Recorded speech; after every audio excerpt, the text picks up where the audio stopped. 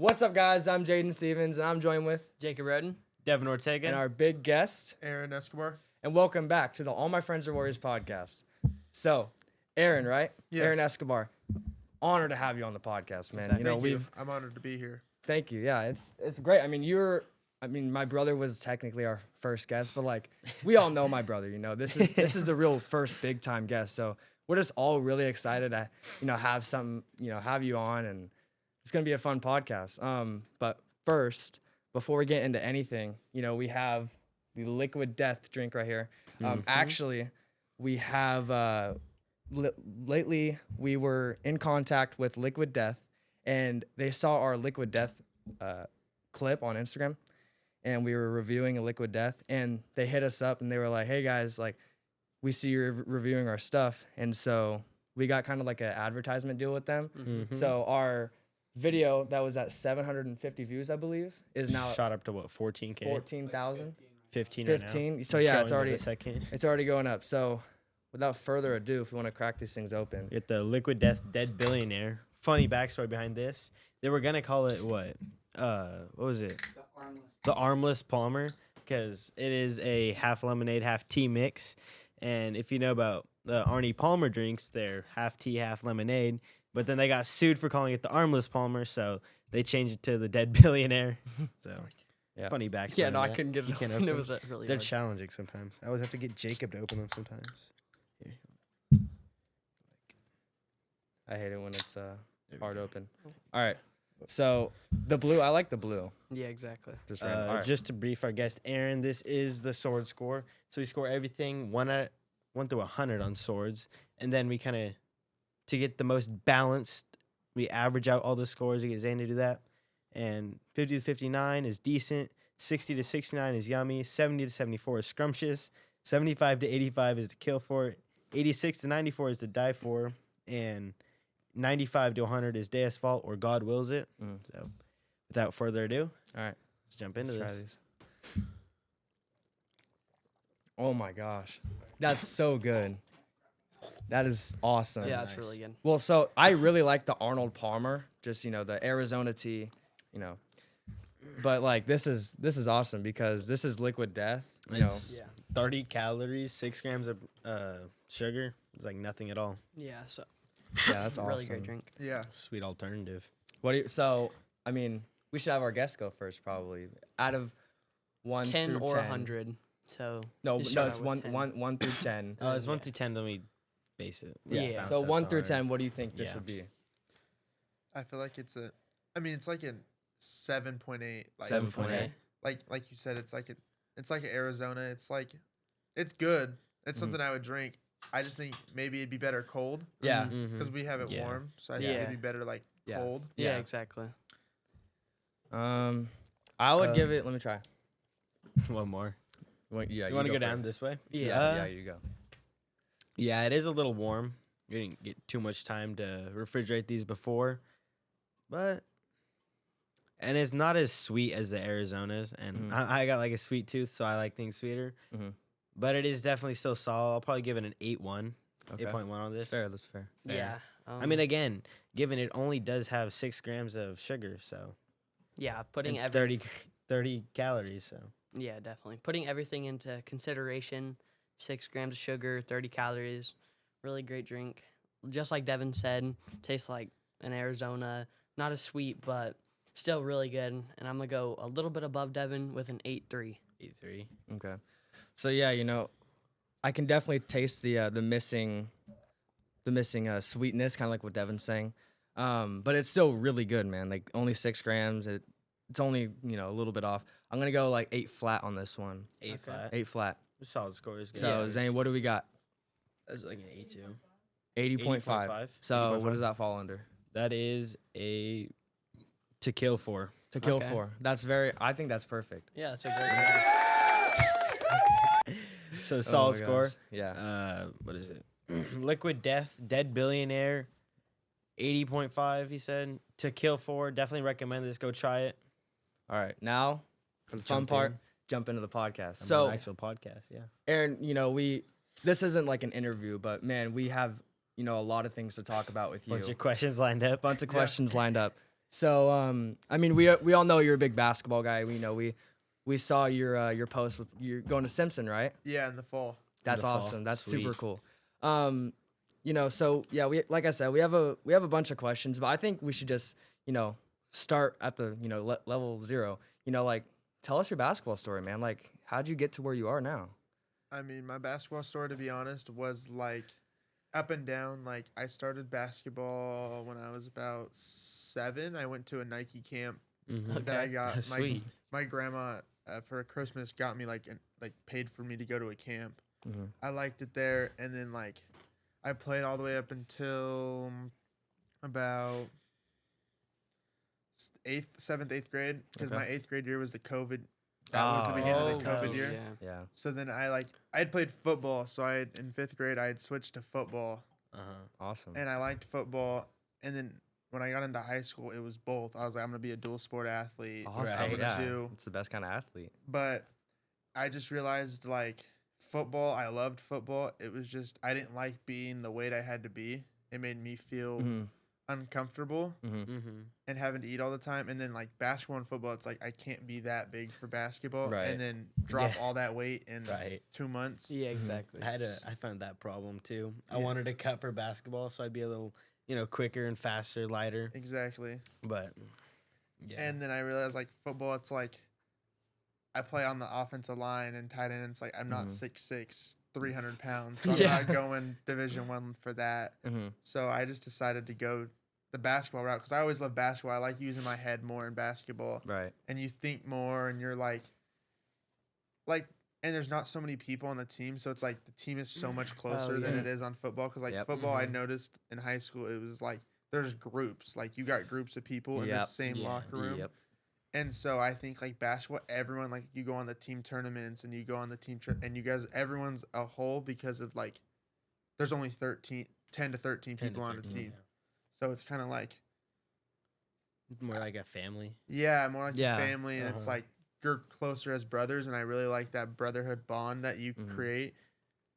And yeah, Yeah, exactly. Yeah. That's awesome. So actually, one of our biggest things, probably the biggest thing in our opinions when it comes to sports and teams and stuff, is the brotherhood is always the first thing that you should focus on. Yeah.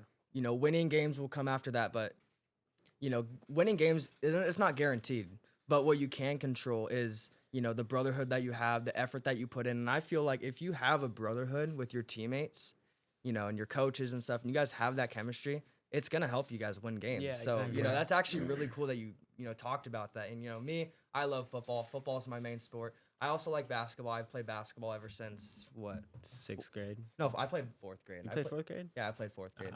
Uh-huh. I've been playing ever since like 4th grade. I'm not the best basketball player, but I'm also not, the worst. Playing my freshman year, but yeah, my basketball story it's been pretty cool. I like basketball. We're actually doing the Reading 3-on-3 tournament. Oh, at the- okay. At the end of May, the beginning of June. We're super excited for that. yeah, So yeah, like I said, I love football, and that's actually really cool to hear that you played football because I think all of us were kind of wondering if Yeah, you play wondering. football or play any other sports. So that's kind of cool to hear that. you yeah. play Like football. my parents always, when I was young, was always like, we're not gonna force him into something. We're gonna let him pick what he wants. Mhm. And so like I started off with baseball. I really liked it. It was just I'm not an outside kid. Like I hate. I lived in Southern California, so it was. I lived in Bakersfield, which is like an hour and 45 away from LA, and it's as hot as it is here, but drier, and it's like 110. And I'd hate being in pants outside, standing in the outfield as a 8-year-old boy. So I Yeah. kind of went the route of football and basketball. But then I had like a year where I was like, I want to be a lacrosse player. Really? Yeah. Yeah, and I was like, I don't know why.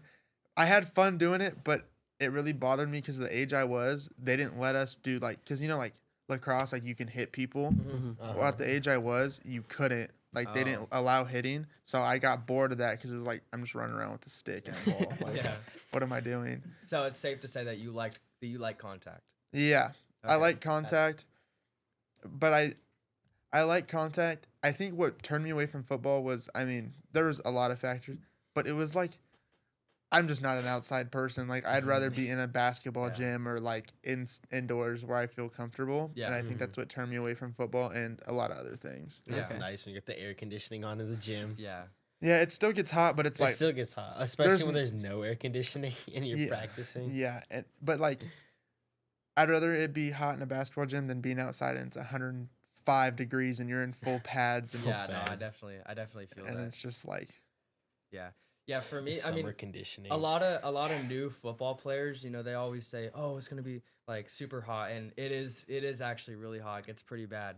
But honestly, I feel get like acclimated the to it. pads kind of like cover me. I think of it as like they cover me and they kind of give me shade. You just drench yourself in water before, like the Yeah. pads retain the water. Yeah, So. Seabass taught us before games, douse our helmets in water and then go play Yeah. because it kept us nice. Dries in 30 seconds. And then you gotta go Yeah. back. Hey, coach, I need off. that was a big thing Mhm. with us on the football field was Yeah. and I just don't like here it rains in the winter hmm Mm-hmm. and like we play on turf so it's fine. But I hate being wet. Like that's my biggest thing. And like with football, I know my last year that I played, because I didn't play my senior year, I played my junior year. Okay. It was like pouring rain right before playoffs and stuff. And it was just like it was dumping and I'm soaked and then your pads are soaked, so then you got to take them home, you got to clean them. And then I don't know. It was Yeah, just like not. slippery turf too. Oh, it's God, horrible. slippery turf is horrible. I think yeah. I hate it. Yeah, it definitely gets uncomfortable. Yeah. Have you ever played at Foothills Field? Yeah, It's horrible. I remember playing Foothills Field so we did my sophomore year we played there, and then my junior year we played there again. But we played 7-on-7s there one year because they were hosting. And I think it's not the worst field because I don't know if you guys played on Enterprises Field before they switched to the No, haven't. they just recently They ha- switched. I don't know if Chico has it too. They have Yeah. the black rubber pellets instead of the we Oh, have yes. the what I Go ahead. think it's a PV. PV has the black Yes. posts too. Yeah, Enterprise had it, but their field was like older. They hadn't updated it, so the Yeah. pellets were like everywhere. Mm. And my first River Bowl when I moved here, it was the year that it drenched, like it poured. Oh, okay. So it was just, and then our coach didn't think like it was pouring rain. It was wet. Everyone's freezing because it was like 40 degrees, and we're down 10. And he's like, mental tactic is like we don't need a locker room, so we sat out on the field. And it was like, dude, like we're freezing. Our best player has a concussion. He's standing outside. Like, what are we doing? Yeah. And it's just like, but those are experiences that I love because it's like, not everyone experiences that. Yeah, Mhm. exactly. And Yeah. you do it with your teammates and your brothers. the Yeah. people you're close with. Yeah. Yeah, I mean, when it's cold like that, I mean, you're doing everything to stay warm. I mean, we probably look crazy to parents. We were running up and down the sideline, Yeah. jumping jacks to stay warm. But yeah. So you said you lived in LA, right?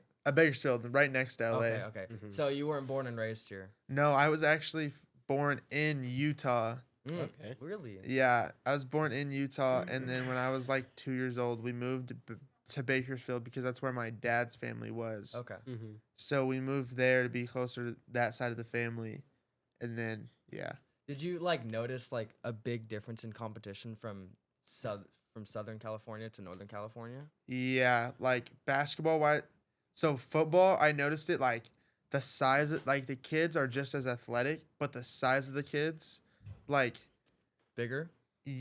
yeah, like bigger, but it's also like the competitive level in Southern California is so different because there's so many more kids, so kids are starting to train like when they're in 4th and 5th grade, like they're already lifting weights, they're already running, they're already like strength training and stuff like that. And here you don't get that because there's not so many kids. So it's like a kid who's really athletic can just pick up a sport in 7th, 8th grade and continue and be good. But it's like down south, they just mature, I guess.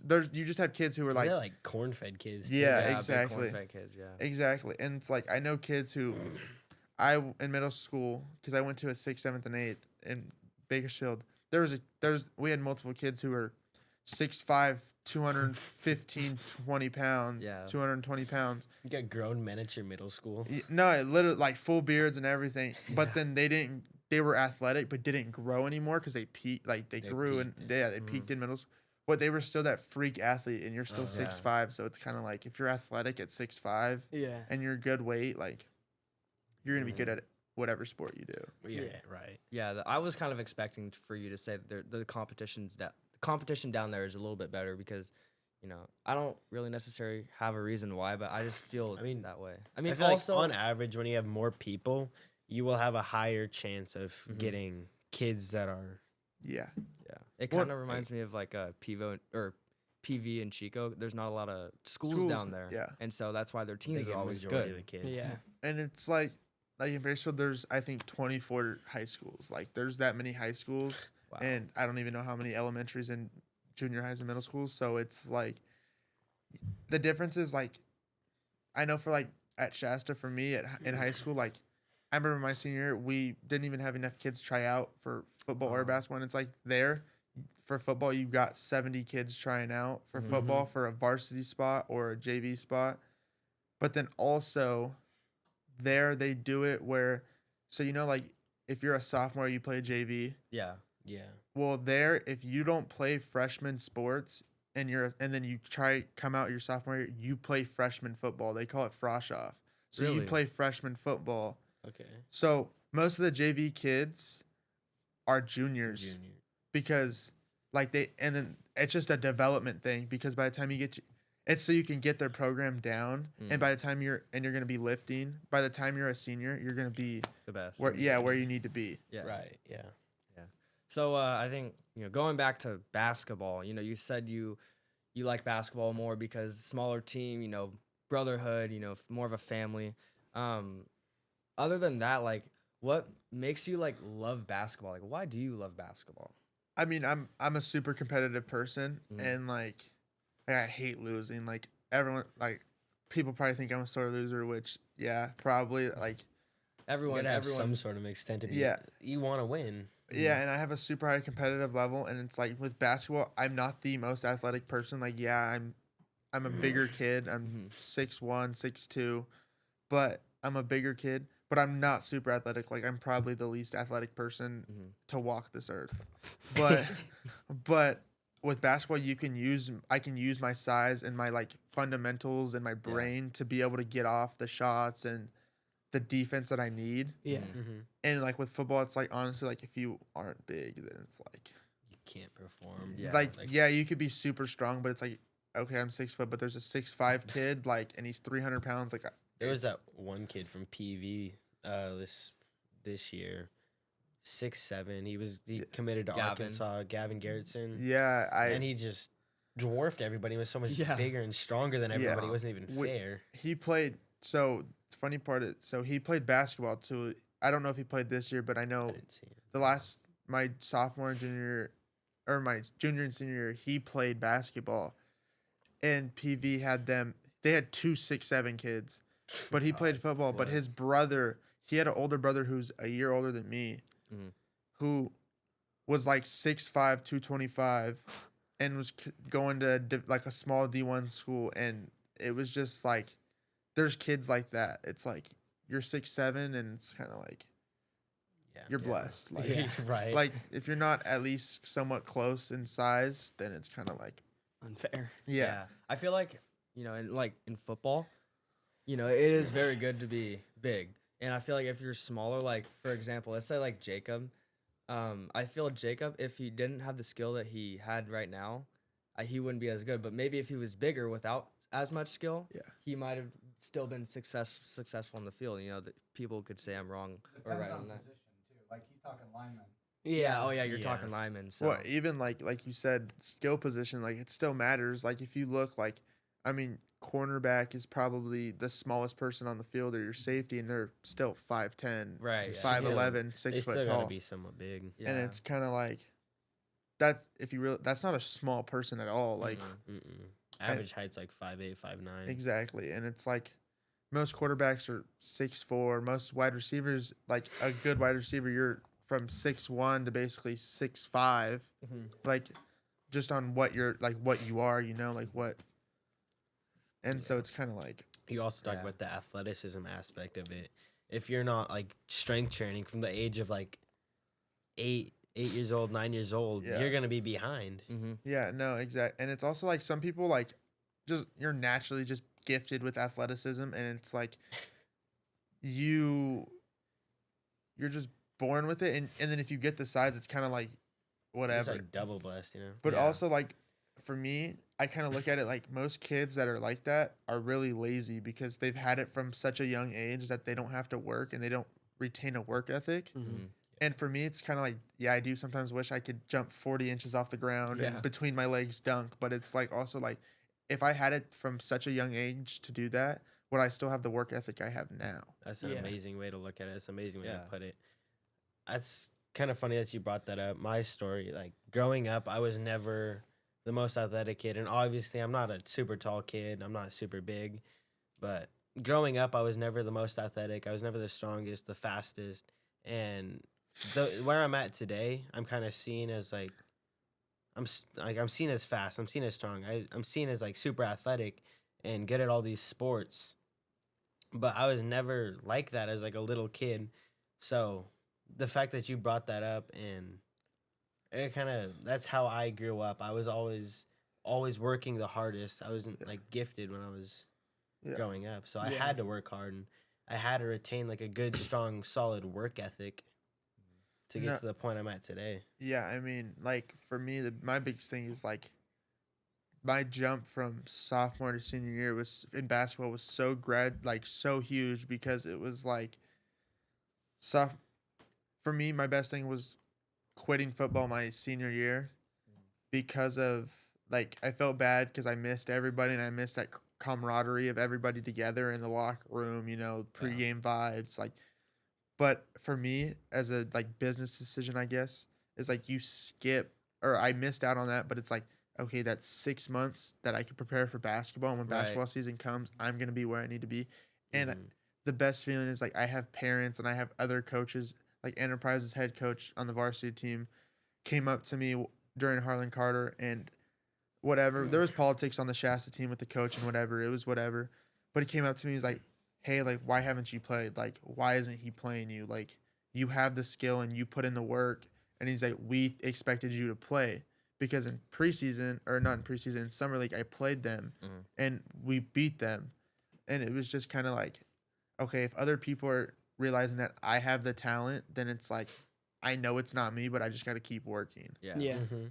And Wasn't that Enterprise team? Didn't they go to sections and win? they did good. That was the went year that they sections. went to sections, and it was kind of like it kind of surprised me because they weren't expected to win because PV's expected to win. PV's expected every year to win Every in, year, in every every single sport, most sports. But it was kind of like around town Shasta. We had our group. We were basically named as like this is Shasta's last hope to win one for a few years.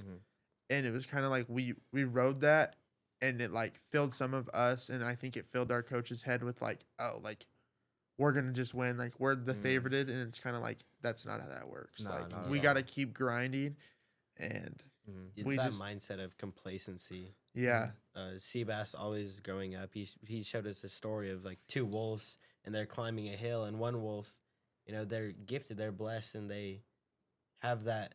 They kind of have that idea of where once they get to a spot, they don't have to work harder anymore. And that second wolf, who's always like staying hungry and always working, is gonna surpass them. Yeah. So you have to stay working hard, stay on the grind. Yeah. There's how you said you guys were expected to win everything Yeah. and just beat everyone.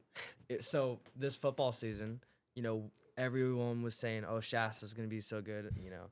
We were supposed to whoop Enterprise. We were supposed to like Whoop blow Enterprise, blow Foot out by like 40+ points, and Yeah, and so we actually, I think we were a little cocky going into the River Bowl week. We we were a little cocky on the River Bowl against Foothill, against Orland, yeah, and a because bunch of teams, and it set us especially back. for Enterprise. So Enterprise, they have a really good running back. Shout out to Carter Brooks.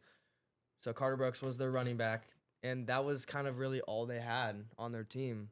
I had that in a good line. That and a good line, but we didn't really know too much about the line. know We too didn't know much. about the line at all, and we had, me. We had Devin. We had August. Shout out to August. We had Serrano. We had Preston. Preston. We had a lot of great players. We had a lot on of that good team. skill players, but everything starts with the O line. You can't run a play, or you can't have a team without an O line. So we were going into that game without thinking we were gonna whoop everybody, and they beat us 6-2.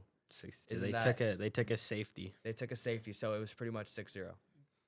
Yeah, no, I get that. Like you said, O-line. Like my first year here, my sophomore year, I played JV. Our JV team, we didn't have a coach, so it became Mr. Frederick. I don't know if you know that. Yeah, is. Mr. Frederick. He was our head coach, and it was kind of like I had a lot of expectations because like I was 6 foot tall my sophomore year. I was from SoCal, so everyone thought like, oh, I'm gonna be huge. Mm-hmm. But it was also like we don't run. We ran the wing tee. The wing Oh, tee, yep. yeah. And it's like in SoCal, you don't run the wing tee because it doesn't work. Like when there's teams that are just as big as you, the wing tee doesn't work Yeah, because exactly. they can stop it. And like I came in and everyone's like, oh, we got a kid from SoCal, like he's gonna be the next big thing. But we had 18 kids by the end of the year playing. Like we only had 18 kids. Either we had injuries or kids quit because we went 1-9. Okay. And that was the year that like we had a good team. Like everyone was super close. Just our coaching we had one coach, like, Mm-hmm. and it was just Orban. Like we had this firefighter who'd come and like condition us, but that was it. And like I respect Mr. Frederick Orban for doing that. Like he took it. He was. Stepped up. I mean, he's a baseball coach. Like he doesn't coach football. He played football, but it was like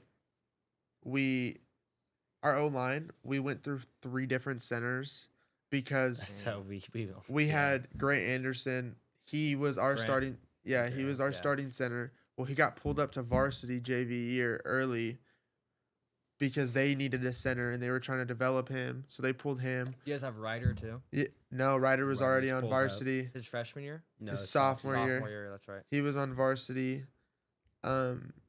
We lost those 2, and those were like our big key. And then we had this kid Skylar. He like didn't really play after, like he kind of just fell out of love with football or whatever. He was good. Well, he got hurt, like or sick or something, so he left.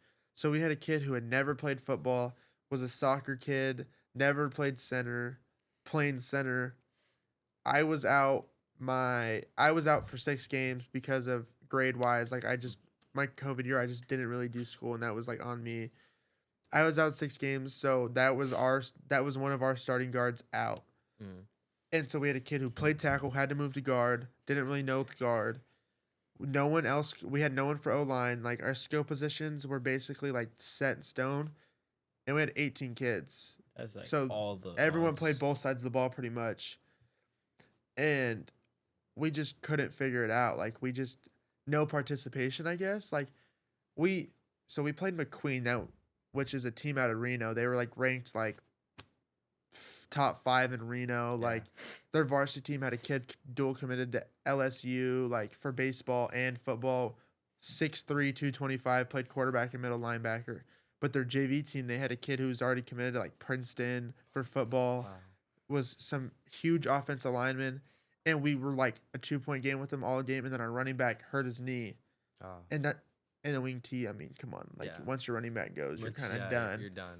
And Yes. so that happened. But I think those experiences taught me how to like fight and like just never give up. And who cares if you're down? Like just always keep going and be there for your teammates. It's a secondary victory. Yeah. Calls it. And I hate losing, but it's kind of like that season taught me how to lose, I guess I would say, because we went 1-9. Yeah. And it's like we beat Eureka off a like Hail Mary, like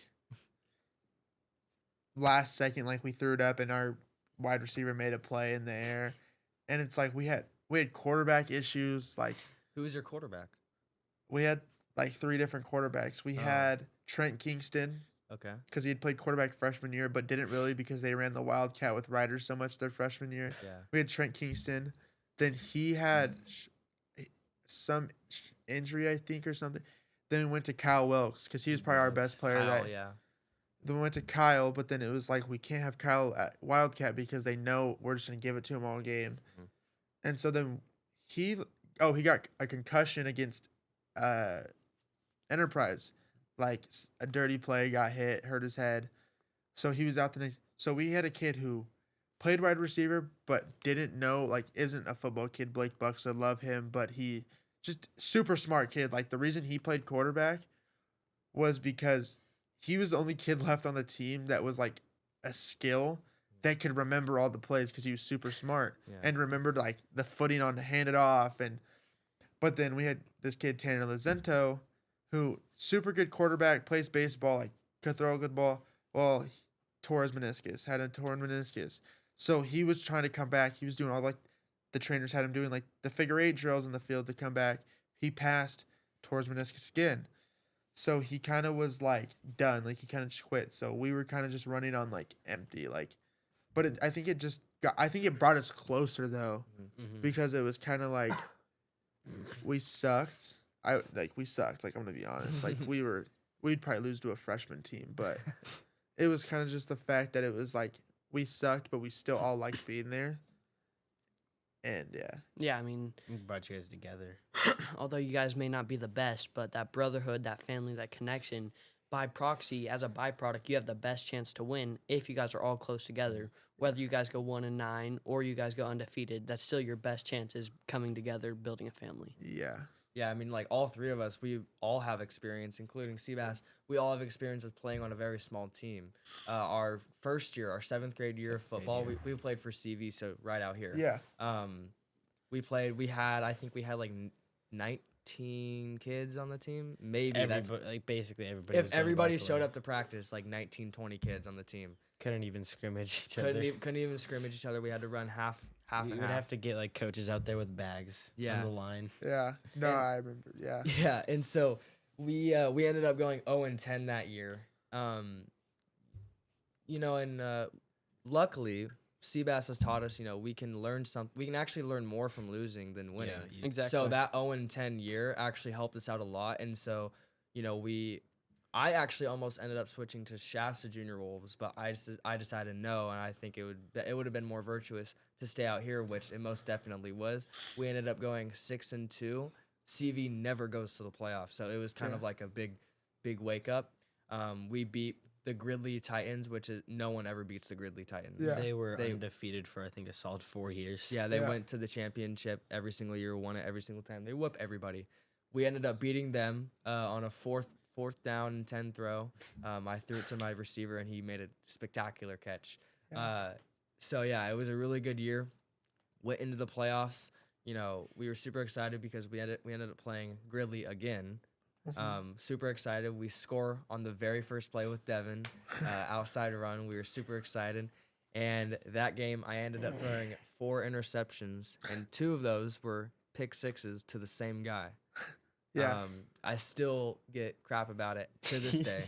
We know the kid's name. His name is Johnny Delgado, I believe, is his name. No, it's Oh, that no, was some Hudson. other kid. It was Hudson Solander. Hudson Solander. So We saw him in All Stars that year, and he comes up to me and says, "Where's your guys' quarterback?" And I was like, "Oh, he's over there." And he was like, "Does he hate me?" He had I think I broke his collarbone in the playoff game, and All Stars was maybe a month after. So he was still recovering from that, but he was scared to go up to Jaden. yeah. He was like, "Does he hate me after this?" No, I actually ended up playing good in the All-Star game. Really Yeah. good. So yeah, that was quite the experience, and I'm a much different quarterback now. Like I played quarterback my freshman year. It was a great experience. yeah. Yeah. So, I actually you were talking about how you aren't the most athletic, and that kind of drove you to work harder. Did you ever have people doubt your abilities and doubt your skills? Oh yeah, I still have it to this day. Like, I mean, there's kids that you're always gonna get that. yeah, like still to this day, like there's kids that I will go and play against and beat them and score. If we're playing to 21, I score 15 out of 21, and they're still like, oh, that's luck. And it's like, okay, like you think it's luck, I don't really care. Like, You know and it's where like you're at. I know kids are like, oh, how did you end up at Simpson? Working The your ass same off. way you ended up at Simpson too, or the same way you ended up at Shasta College. Like, Yeah. yeah, you in high school you might have been better, but look, like we're on the same level now, and we're Yeah. the same age, so it's like Right. everyone has different journeys on how to get there, Mhm. and it was mine. I took a year off, worked on my game for a whole year, and it just took one coach to just, you know, for me, I did the whole Josh Allen thing. Like That's my yeah. I That's like my guy. wasn't recruited, like wasn't like I was the 13th man on my team, like politics, whatever, like. But Twitter's a big recruiting thing now. Yeah. Like if you got like, and I just reached out to literally every small school, like NAIA, small Division 2, small Division 3s. Didn't even try to look at the small Division 1 route because it's like, I know it's not gonna happen right now. So it's like, let me get my film somewhere that's smaller. Mhm. And it's not. I didn't ask for a scholarship. I just asked, hey, can I come do a workout? Hey, can I come do a prospect day? So it's like, because it's like, you're not, because if you ask for a scholarship, it's like I'm a nobody, so it's like, Mhm. why are we gonna offer you this money? So it's Right. like, let me show you what I can do. Let me show you my work ethic. Let me show you a workout that I do. Put me through one of your guys' workouts, and I'll do it. And it's kind of like, I did that, and there was 2 schools. I had a school in South Carolina that they were a small D2, like a super small D2. They're a Christian school. They second year. This would be their second year. They're out of South Carolina. Mhm. New coach, loved my film. I have slight film from AAU and a little bit of high school. Loved my film, was willing to take a risk, which I respect so much. Mhm. And then there was a school in Houston, Texas, a Division 3, I believe. Coach also willing, smaller school, like super small, willing to take Take a shot. take a shot. And then Simpson, I reached out. I know a friend who played on the Simpsons JV team because they have 2 teams. Like they have a varsity and a JV. So like the JV team's like their development team. Like they Yeah. develop. And I know I had a friend that was on that team, and I was like, hey, like, can I get Coach Cohn David Cohn is the varsity head coach of Simpson, and I was like, hey, can I get his number? Like, I'm gonna shoot him a text. What could be the worst? He just doesn't respond. It's like, whatever. Yeah. Right. He responded. He was like, yeah, like, come to my office. Like, we'll have a talk.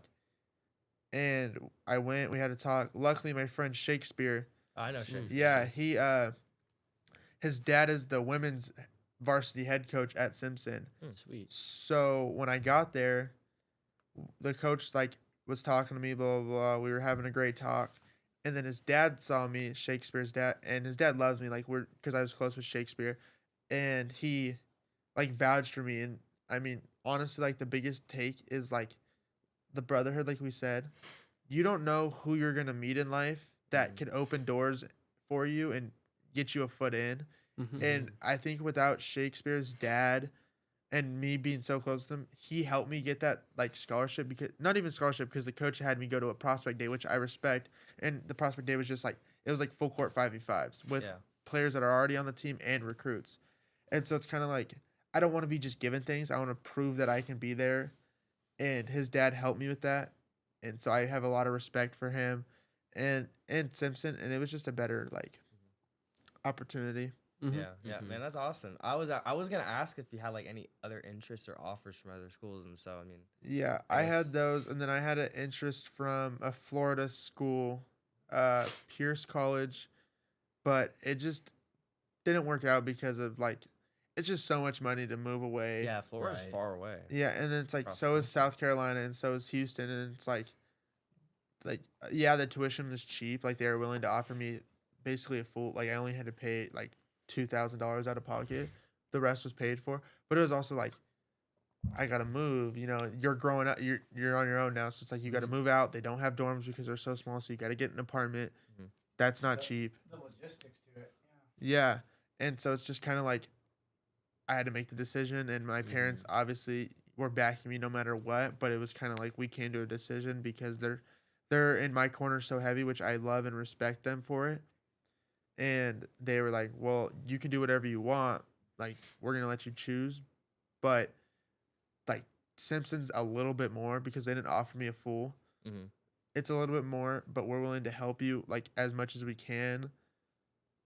if you want to go there, and it's like their schooling's a little bit better than those other schools because they've been around for a little bit longer. Mm-hmm. And so, yeah. Yeah, man, Simpson's a great school. We toured You got to Simpson tour it like twice. my 6th grade year. Yeah. I thought we did it like 6th and 7th. No, we did 6th grade. It was Shasta College and Simpson in one day. Oh, And yeah. it was just, we thought it was awesome, and it was It's a nice campus. super clean school. Yeah. We went to their the cafeteria, and man, their food's awesome. Oh, Their yeah. food's Yeah. so good. Yeah. Yeah. I mean, they're so welcoming. Like, on that prospect day afterwards, they took a few recruits on like tours, and I went on the tour. I've been there before because I have a friend who goes there. But like you said, they're clean, they're respectful, and it's like Simpson. Like, I love Simpson, but I couldn't see myself being there more than 2 years because I want to be better and I want to get to the next Yeah, level. And right. You always want to grow. But Simpson, I heard, is jumping from an AIA in basketball to Division II level Oh, And if- Wow. within the next year or two or something like that. Next year or two. I Yeah. heard that as well. So man, Yeah. you hopped on the boat at the right time. Yeah, well, I didn't even know that till after somebody on the team had told me, and I was like, "That's good." It's like a perfect stepping stone. Yeah, and it's like if they can get to the D2 level and I can play, that's fine. But it's like my ultimate goal is like low level D1 Yeah. because I know I'm not going to a Duke or a North Carolina or a I mean, Kansas. you never know. You shoot for the stars. You'll miss.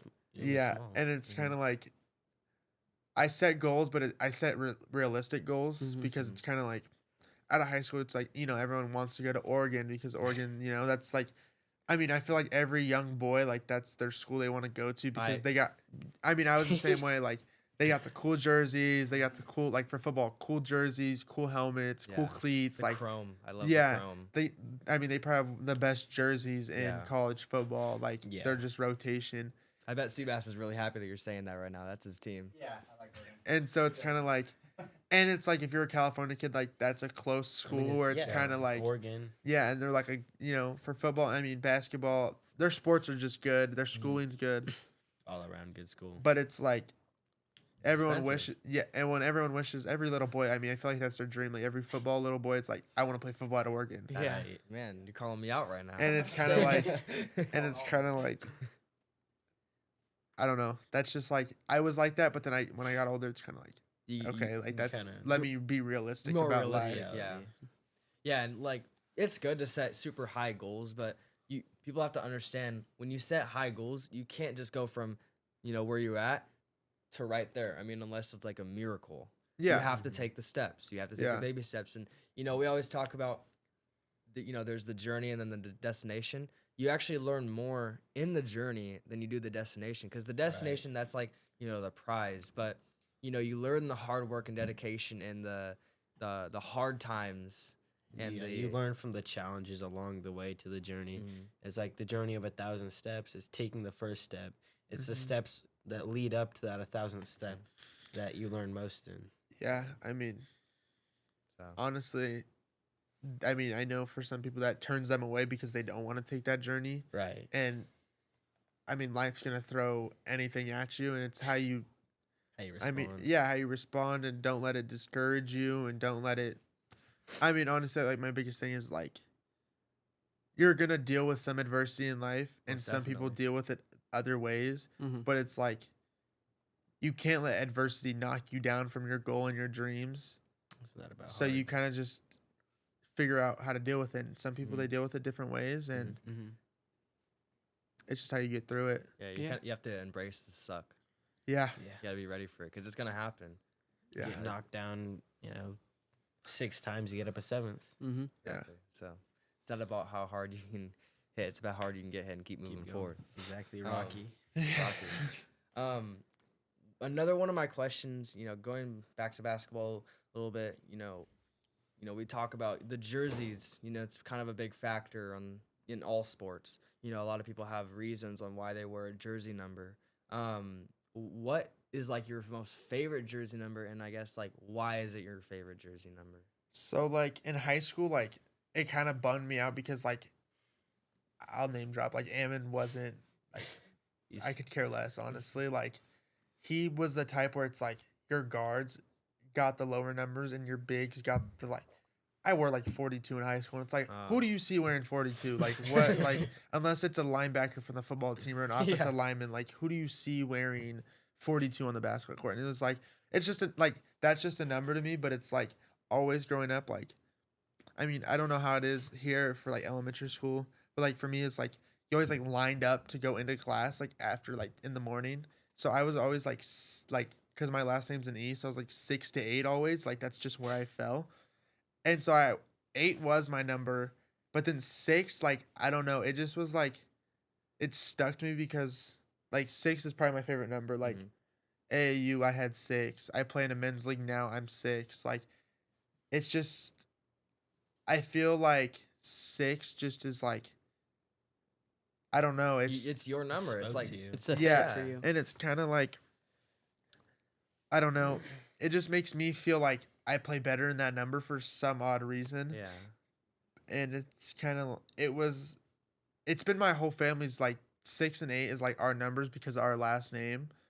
So it kind of just sat with me, and I'm a big on like family. Like I do like for schooling, back to like the schooling part, I don't want like my biggest thing was like who's gonna give me the most money, who's gonna benefit me the most, because I don't want my parents having to pay for school. And I want to like they've helped me so much in my life, and it's kind of the point where it's like, okay, like I don't have just 20 grand to give you guys. Like I'm not a YouTuber. I can't just make a YouTube video and be like giving my mother 20 grand for Mother's Day. Like I can't do that. Yeah, right. But it's like, how can I help in another way? And can you do to schooling repay? is helping them in another way, and getting help. Like basketball, I use it as like I love it and I want to do it for as long as I can. But it's also like, how can I get free education, and how can I get help in education where I can get my degree and benefit and help my parents where they don't have to pay 40 grand a Right. semester. Yeah, Yeah. exactly. Yeah, college is super expensive. Yeah, but my number, back to the number thing, like I don't know, it just like spoke to me, like you said, like I just had, like I wore it one time, like I think it was like the last jersey was like a size medium. I'm a large, like it just didn't work, but I wore it, and I had a good game, and I think like superstitions I'm really big on, and it was kind of like 6, like I remember the coach the next game was like, hey, I have a bigger jersey, and I was like, no, I'll wear the medium. Like I played good, and I played good, like that was my jersey, and Yeah. and like everyone made jokes on the team because it was the number 6, but our AAU jersey was black and red like the Heat, and everyone's like, oh, so you're wanting to be like LeBron because that's what LeBron wore in Miami. Yeah. And it was kind of like, I guess like in a sense, like I felt good, and it was like I had good games, so I was like, okay, I had LeBron games, like that was like the LeBron joke. I games, had yeah. LeBron games, like. And that was the biggest joke, like afterwards, because I still wore it with the same team. Because when I got here, I played with the same team. You play And with NorCal Heat? no, I played with Shasta Magic. Oh, you played with Size Oh. Magic? Yeah, Hey. so Same. on their like, it was on like their like, when I got here, it was kind of like the downhill, like because the guy who runs Shasta Magic had some whatever going on in his life and had to like, they're not really around anymore. No, not really. And so We like switched names, yeah, and so he. switched program. Or, Mm-hmm. And so like the whole team, like when LeBron went to Cleveland, they were like, oh, so you're gonna have your Game 7 game, like when LeBron like blocked it, and like like it was just a joke, and like that's the camaraderie I love, like joking around like that where you don't take it to heart. Yeah. And so like 6 is just like everyone who like knows me and is like, oh, he wants 6, but it's Yeah. like high school I didn't get 6, I got 42. And it's like, 42, oh, yeah. 4 plus 2. 6. Exactly. But it was kind of like it was just like it kind of bummed me out because it was like no one else wore 6, and he was like, no, you can't have it. And I was like, why can't I have it? He's like, because we didn't order it in a large. And I was like okay. Yeah. I've never like actually stuck with a number. I am going to though. I think 7 is my number. I wore my 7th grade year, I wore 24, then my 8th grade year 13 for football, and then also for basketball I wore 13. And the reason I chose 13 is because no one other than like Brock Purdy, no one really wore number 13 like in the modern day. And so I kind of wanted to start my own little thing. Mm-hmm. So I just wore 13, and then I switched to 7 for my freshman football year. And the reason I switched to 7 is because I like single digit numbers. I think 7 suit me very well. It's an awesome number, I think. So I think hopefully next year, Lucky number 7. Yeah, lucky number 7. So I'm being pulled up to varsity my sophomore year for football, same as Devin, and hopefully I get number 7. But we'll see if I don't get if I don't get JP Justin Pauly. Oh. Yeah. Yeah. If I don't get number 7, I think I might go for 23. I wore 23 my freshman basketball year. Seabass's number was also number 23, but we'll see.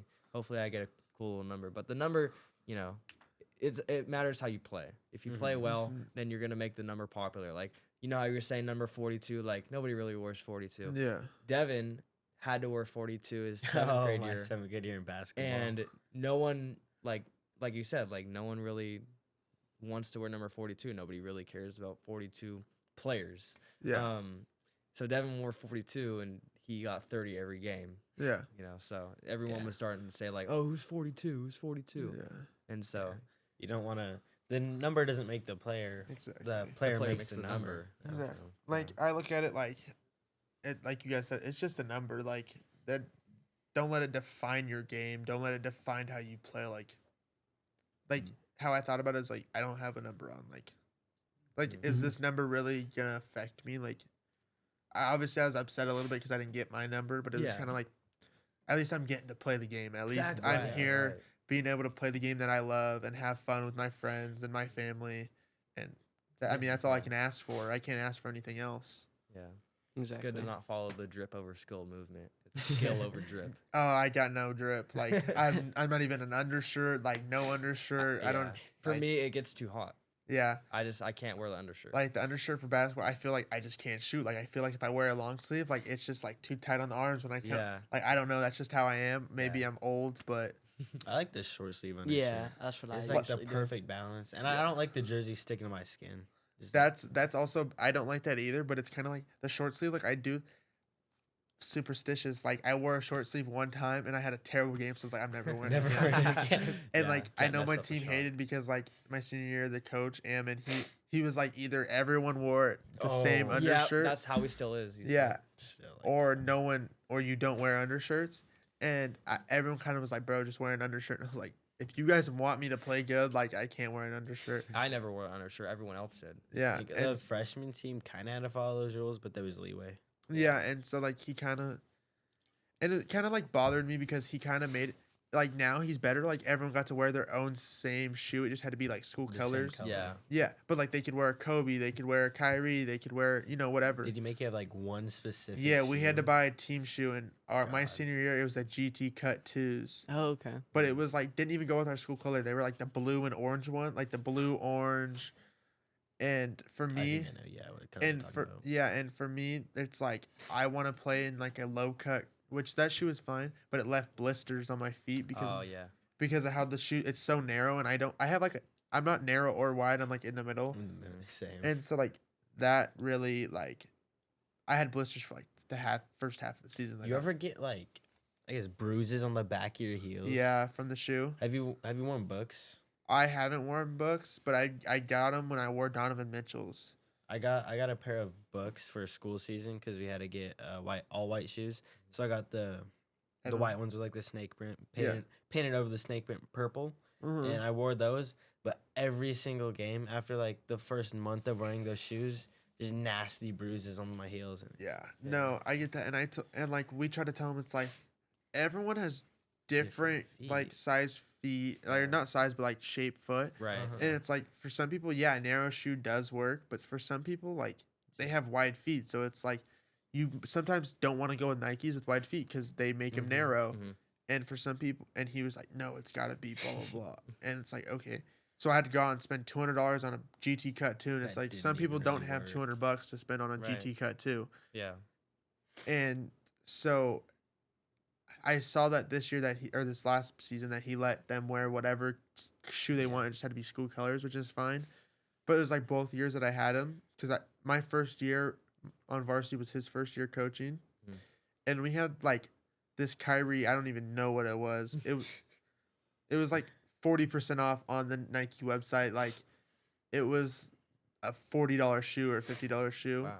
and it was kind of like they tore my feet up, and they took because they were so Kyries are cheap. so narrow as well. Yeah, and but like because they weren't like a Kyrie like 5'4" whatever. It was like like a fly trap kind of. Oh, yeah. But I don't know if it was a fly, but it was like one like it's not really his shoe. Like they just made like a I can never get my foot in the fly trap. no, and Hilarious. it was so bad, and they broke so easy because they were so like they were made cheap. And but it's like it's just a shoe, so I get to play. So it's Yeah. like I mean, hey, you can't go wrong with some Giannis's. I've always worn Giannis's. I had the first Giannis's, the like his very first ones that they dropped, and it was like the Zoom Freaks or the Immortalities. the Immortality one, Immortality, the yeah. very first one, like his first ever signature shoe, and I loved it. But then I ended up wearing them where they like ripped, so then I Yeah. used them as like an outside shoe. Mhm. Uh-huh. But yeah, then my Giannis is this. Sorry to cut you off. no, you're good. My Giannis is this freshman season. Towards the end of the season, like the sole was getting all ripped out, and it was hard to put my feet in every single time. Yeah. Like it was just uncomfortable. Luckily, it was at the end of the season though, so I didn't really mean, have to worry about anything. They're affordable shoes though. Definitely and they're affordable shoes. good quality for like, Yeah. I mean, $70-$80 or something. $70, $80 for good shoes. Yeah. Yeah.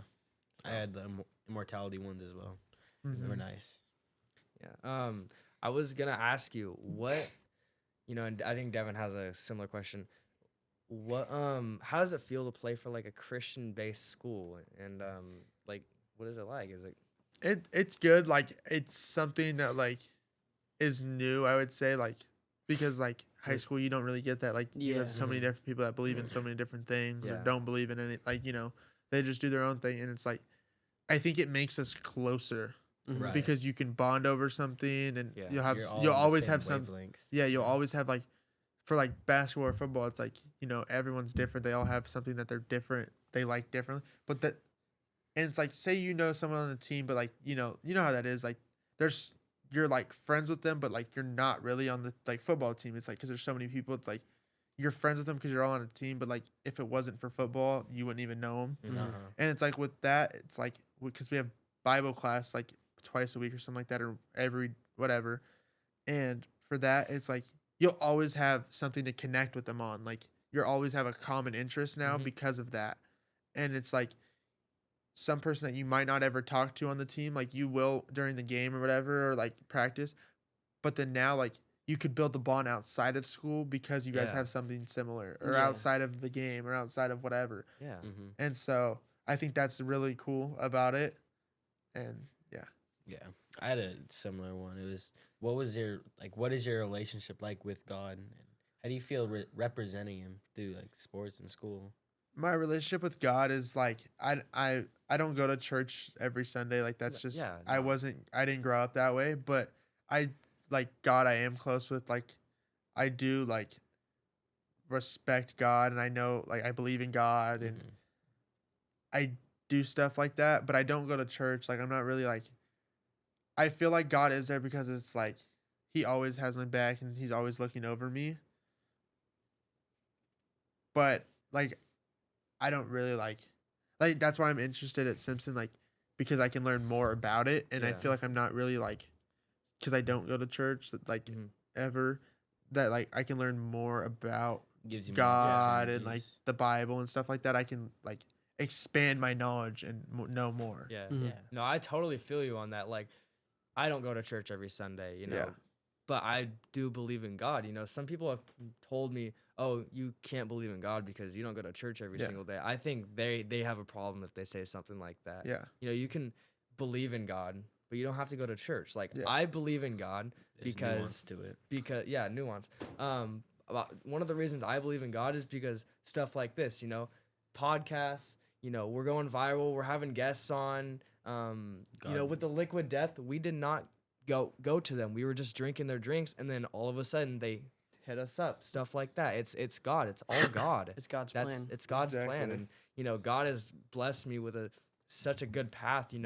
Growing up with these guys, Seabass teaching me the way of the character. It's been an awesome journey, and I represent God in every single football game. I have turf tape, and I always write a Bible verse. It's awesome. So Mhm. that's the reason why I believe in God. That's my relationship with God. And same thing, I definitely deeply respect God, and I'm super thankful for Him. So Yeah. Growing up, I was never really that's just not how my family was. Yeah. But growing up and as I matured and growing up with Seabass, I've known him since I was like 5, and he's been like an older brother figure. And it's just kind of being blessed with the opportunity, like helped me understand like there is somebody up there. Mm-hmm. There is somebody up there who's always watching over you, putting you in the best opportunities, the best like places to grow. And Yeah. I Yeah. mean, if you want to become wise, God will put you in positions where you have to become wise. If you want to become strong, God will put you in positions where you have to become strong. It's Right. all the plan.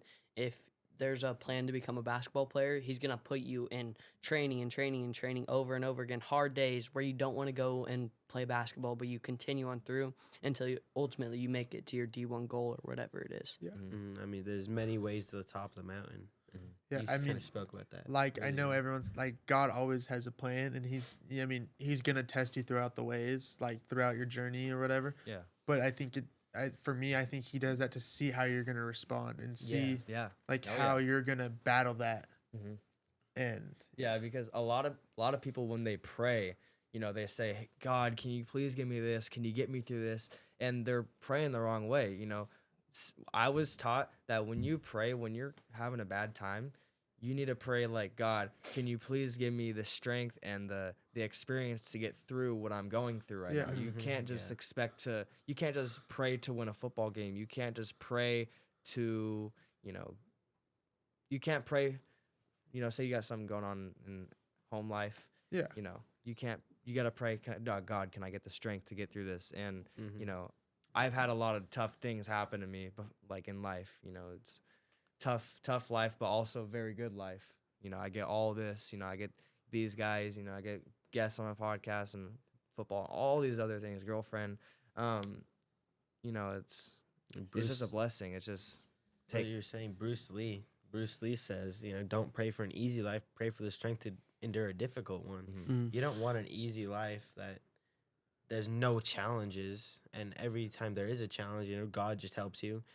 You want to be given that challenge to see how you react and how you respond, so you can grow as a person and become better, and that will also make your bond and your connection closer with God. Yeah. And Miyamoto Musashi's Dokido, one of his rules is respect Buddha and the other gods, but don't rely on them. So be able to pray for them when you're in times where you need help, but don't always rely on them for them to get you out of the tough time or whatever you're going through. You need to start, talking to him on maybe not a daily basis, but not in just times where you need help or when you need the strength to get through something. Yeah, I don't think you should be codependent on him. But Exactly. Yeah, Yeah. and when you're going through something, you have to understand that God will give his toughest experiences to his toughest people. So Yeah. Right. so that's always good to think about. So yeah. I'll kind of bring this back. You said you were earlier. I remember this because it kind of, I guess, correlated to one of my questions I had. You said how you were like a big guy on like fundamentals. Now, you're not like the most athletic, but in basketball you can use your fundamentals and you use your size. What player do you think you play most like? the most player comps I get like now is like Luca because I'm super Ooh, slow. Luka, yeah. Like I'm super slow and I have the jump shot where it's like Mm-hmm. I've learned over the years I have to alter my jump shot because To get players do jump 30 feet off or 30 inches off the ground and they do, get a contest on me and they're my height. Yeah. So I have that like slow, like kind of behind the head, like Yeah. not Yeah. behind the head, but it's like I kind of like bring it to the side if someone's jumping. Gotta adjust. I get a lot of Luca. Yeah. Like I would say like if I go like somewhere and play basketball and like I have a good game, like they're like, oh, you're like Luca, like you're because I use my body a lot. Like I use that like whole like if I got you in the mid range, I'm gonna bump you and then go up. I mean, right? You also talked about how you like using your head and you like kind of like chess. Yeah, Luka like is very strategic. And yeah, and it's like my dad always tells me like he's like you have a great basketball mind because like during high school like I would see things on the court like before they would happen. Like I know where this player's supposed to be. I know what we have to do, and it would frustrate me because some players just don't get that on my team or on my teams, Mm-hmm. and it frustrates me. Like I'll make a pass where they're supposed to be. That's like they understand they got to be there, but they don't fully commit. And I'll make a pass like a backdoor that they're supposed to, and it'll be a turnover because I don't understand it. Or like I used to be big on like I drive in and someone would double me and I would jump because if I jump, I know okay I can It'll dump this drop off both right of here, or I can dump it off, or I can make a pat. But sometimes my teammates won't do that, Yeah. and so I'll be stuck in the air, and it's like, well, I either come down with this and look dumb, but every coach tells you to come down with the ball and take the turnover so we can set up. But my thing is like, I'm not wasting a possession, so I either go up and take the horrible shot, or I kick it out to somebody, and it's either a turnover and it's a 50-50 ball. And so like, I know my coach would always like all my coaches stay on your feet, stay on two, stay on two, stay on two, and it's like I've learned like jump like you're more solid on two. Like if you drive in, like yes, the one leg is cool, it looks nice, the finger roll looks nice, but if you can get to two and you get someone jumping in the air, then you got to bump into a layup and it's and one, or And you one got every like, time. or it's like they jump past you and you got to layup now Yeah. because you're on two and you're not off balance. Yeah. Do you have like a go-to move? Like just you need a bucket, you know?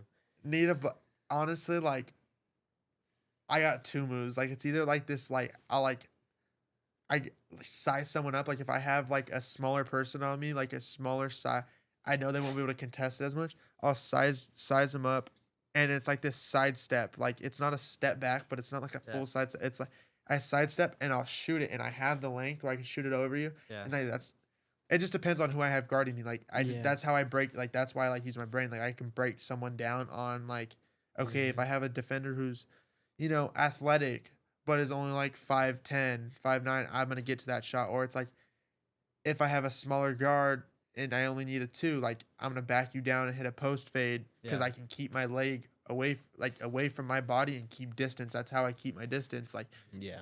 you've got to jump through me to block it. Like, Right. Yeah. that, you And just it's gonna have be a to. foul if Yeah, that would be a foul. exactly. And so it's those things. And it's like, I've learned a lot, like, layups, like, because I'm a right-handed player, like, every kid mostly like they suck with their non-dominant hand, like Yeah. Left-handed layups. yeah, and it's like basketball. It's like you were always taught like fundamentals is like if you're on the right side, you use your right hand on the backboard, Yeah. like off the backboard, But it's like you got to realize like that doesn't ever like sometimes like if a player is jumping from your right side, like maybe the left hand on the inside of the glass works a lot better than Yeah.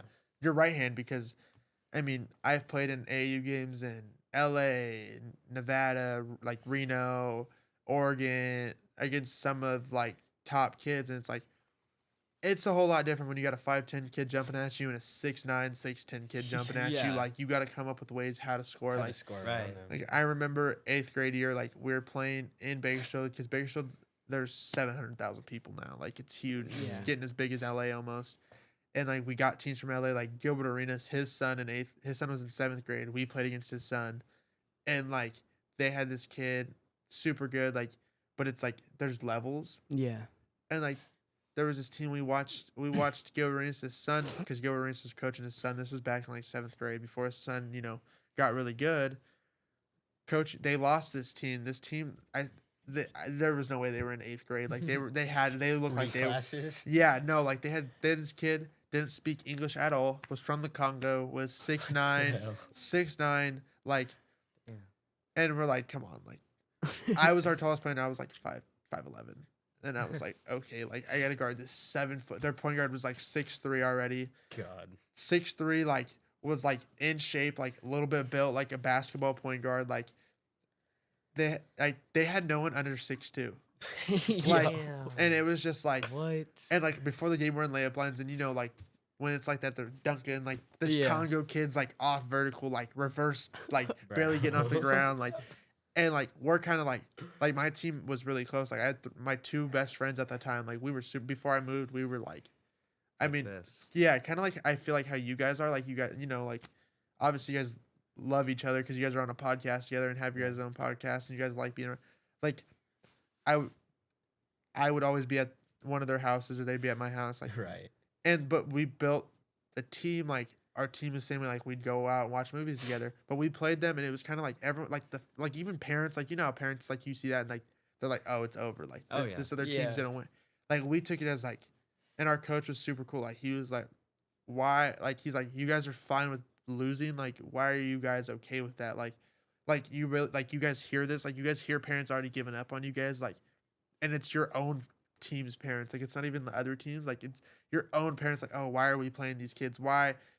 And that coach Jordan, like, he's the reason like I stuck with basketball, because he was just such a great coach and taught me so many things, and like, which is great.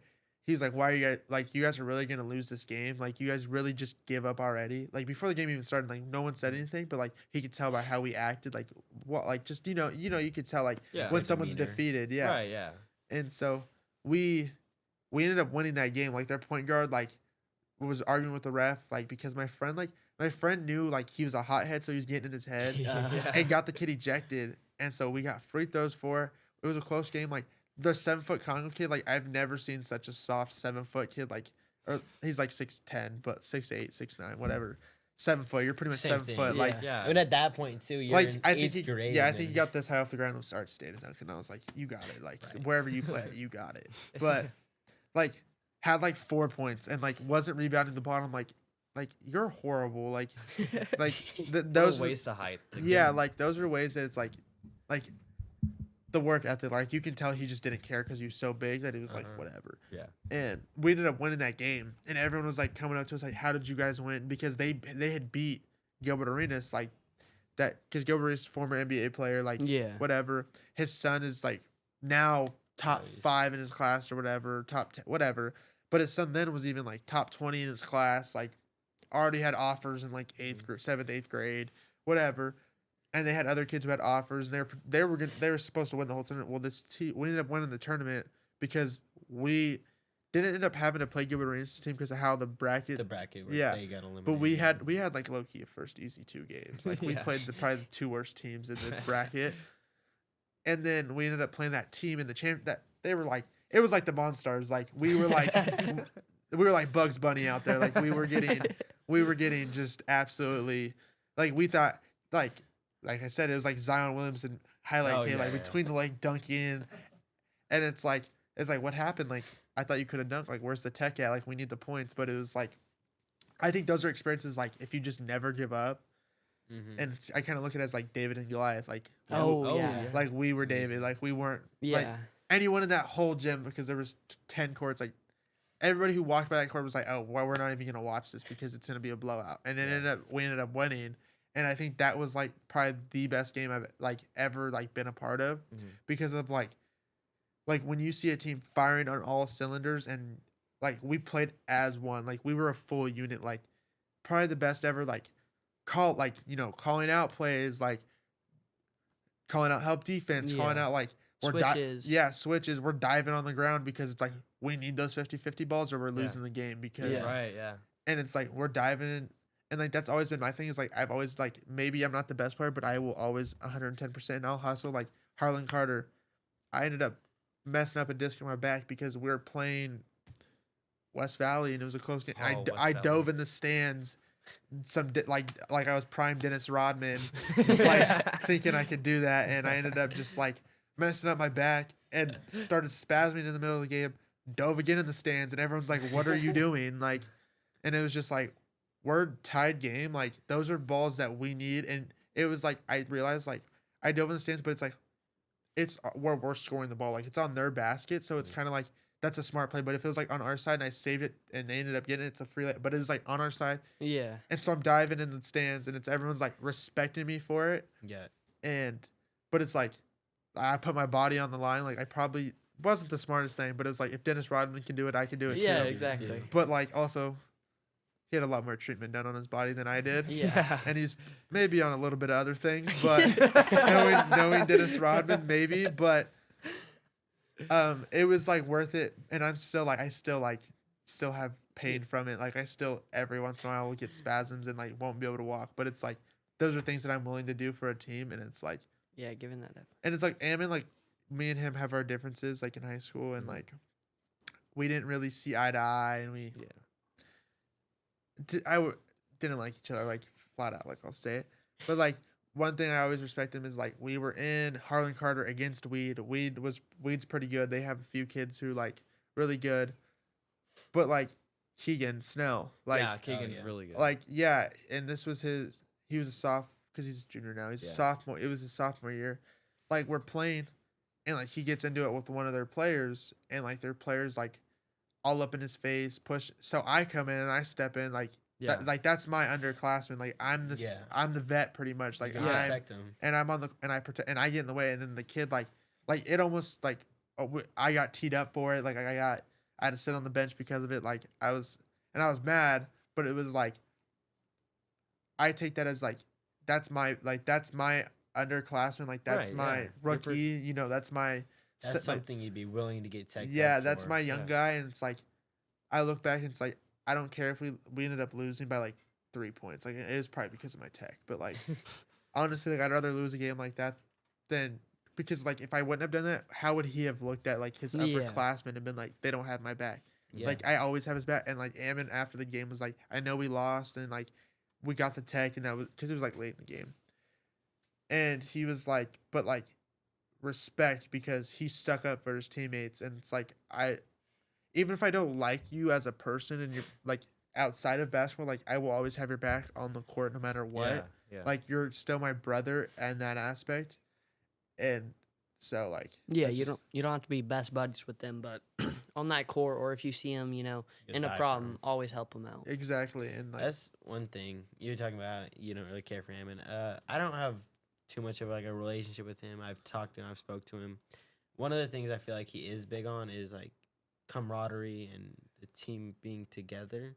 yeah. I don't know. Your experience are so different. 'Cause yeah, you've my known experiences him longer, and you yeah, my experiences are different. I feel like he kind of like preaches a lot about that, but doesn't really know how to show it. Mhm. Like so you guys won't know him because he's not there anymore. Coach Crane, he was so you know how Dahl's the JV coach now Yeah. Yeah. or whatever with that or gonna stop. retiree. I think he's retiring Yeah, or this year. whatever. But he was the JV coach. Yeah.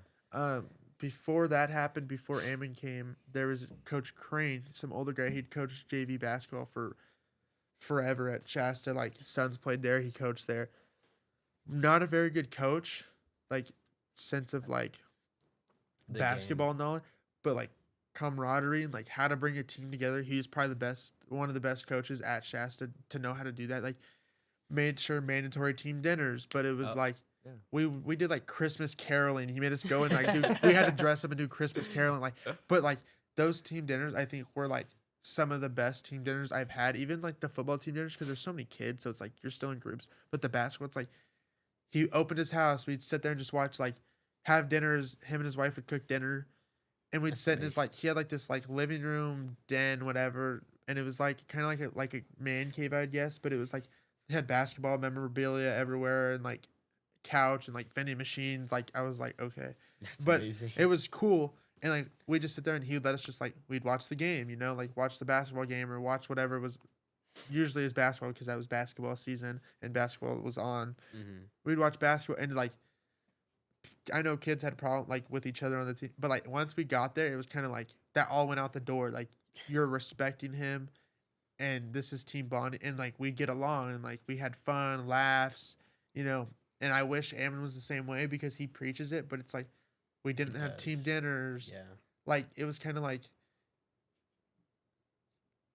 it just frustrated me because he preached like, oh yeah, like you guys are super close. I'm here for you no matter what. But then it's like I remember we had lost to Chico like by 40 and like it was Yeah. we shouldn't have lost by 40 like, and he like ran us like we ran for 2 hours straight like we were throwing up like we did not touch a bat like basketballs didn't even get taken out. We ran suicides all day, and then afterwards like everyone came to agreement like no like even if he isn't like we're still gonna stay here and we're gonna get practice in like we're gonna get shots up and we asked him like hey can you like leave the gym open or can you stay here for like an hour or 30 and he was like no, and it was kind of like what he was like I don't feel like doing that today, and it was kind of like Yeah. as You a talk co- about this. but yeah, then and you it's don't like and it's like actually. as a coach, like as a coach, you should be so excited that your players come up to you and be like, after we just took a 40-point loss and you ran us for 2 hours straight, and they still want to practice. Like you should be like, oh yeah, I can open the gym for you guys. And it kind of just was like you preach that, but then we've tried to ask you multiple times to open the gym. Like we want to get work up or like shots up, and he's like no, and it's Yeah. kind of like He's only like preaching that and about that when he's in a good mood. yeah, that, and I feel like And he does that. I feel like he off does and that on. to like he says things to please people. Like Oh. he says things to He's like like a make people happy. like a businessman, how they go Yeah. like house to house and they they give you this whole spiel and Yeah. they tell you how this company's amazing, but then you like join the company, you see Yeah. what it's really about, and it's Yeah, Kind not of like Timu. Yeah, like you said though, like people please. Like he's really good at that, and it's kind of like he tells you what you want to hear. Yeah. Like if you come to him separately, like he tells you what you want to hear, and I know he's still young in coaching, so like that could be fixed, and he's obviously I don't think he knows that's what he's doing, like whatever, Mhm. but it just was kind of upsetting. Like after that, it's like it kind of made me look at him differently because it's like we just took a 40-point loss, and you still have players wanting to be here, Yeah. but that you just at that point it's like we learned like okay, he's not gonna do it for us. No, we have to go on our own and go to the YMCA or we're outside and do it. And if we want to be better individually, then you got to work on your game individually. You can't count on others. Mhm. Yeah, no, that's You have to take stuff into your own hands sometimes. Yeah. that's definitely for sure. I mean, we have a little bit of experience of getting whooped by Chico. Oh God. We That was I think we horrible. lost what 70 to like 19. Yeah, I say it's because their court. The first time we played them at Shasta, we only lost by like 19. We go to Chico. Oh my god. Where the their court- fans are behind the Yeah. yeah. Yeah. And their court And- was so slippery. Oh If yeah, you play- it's it's like horrible. the slickest score you'll ever play on. yeah. We played. So my And junior. they had a kid. I don't know his name, but he's 6'4". He's dunking in warm ups. yeah. He He's was the getting the whole quarterback. team hyped. Yeah. No, and like Chico, I know my junior year, we were horrible during the regular. Like, I think we went like 13 and 16 but everyone makes playoffs. Like, Yeah. Yeah. and so we played.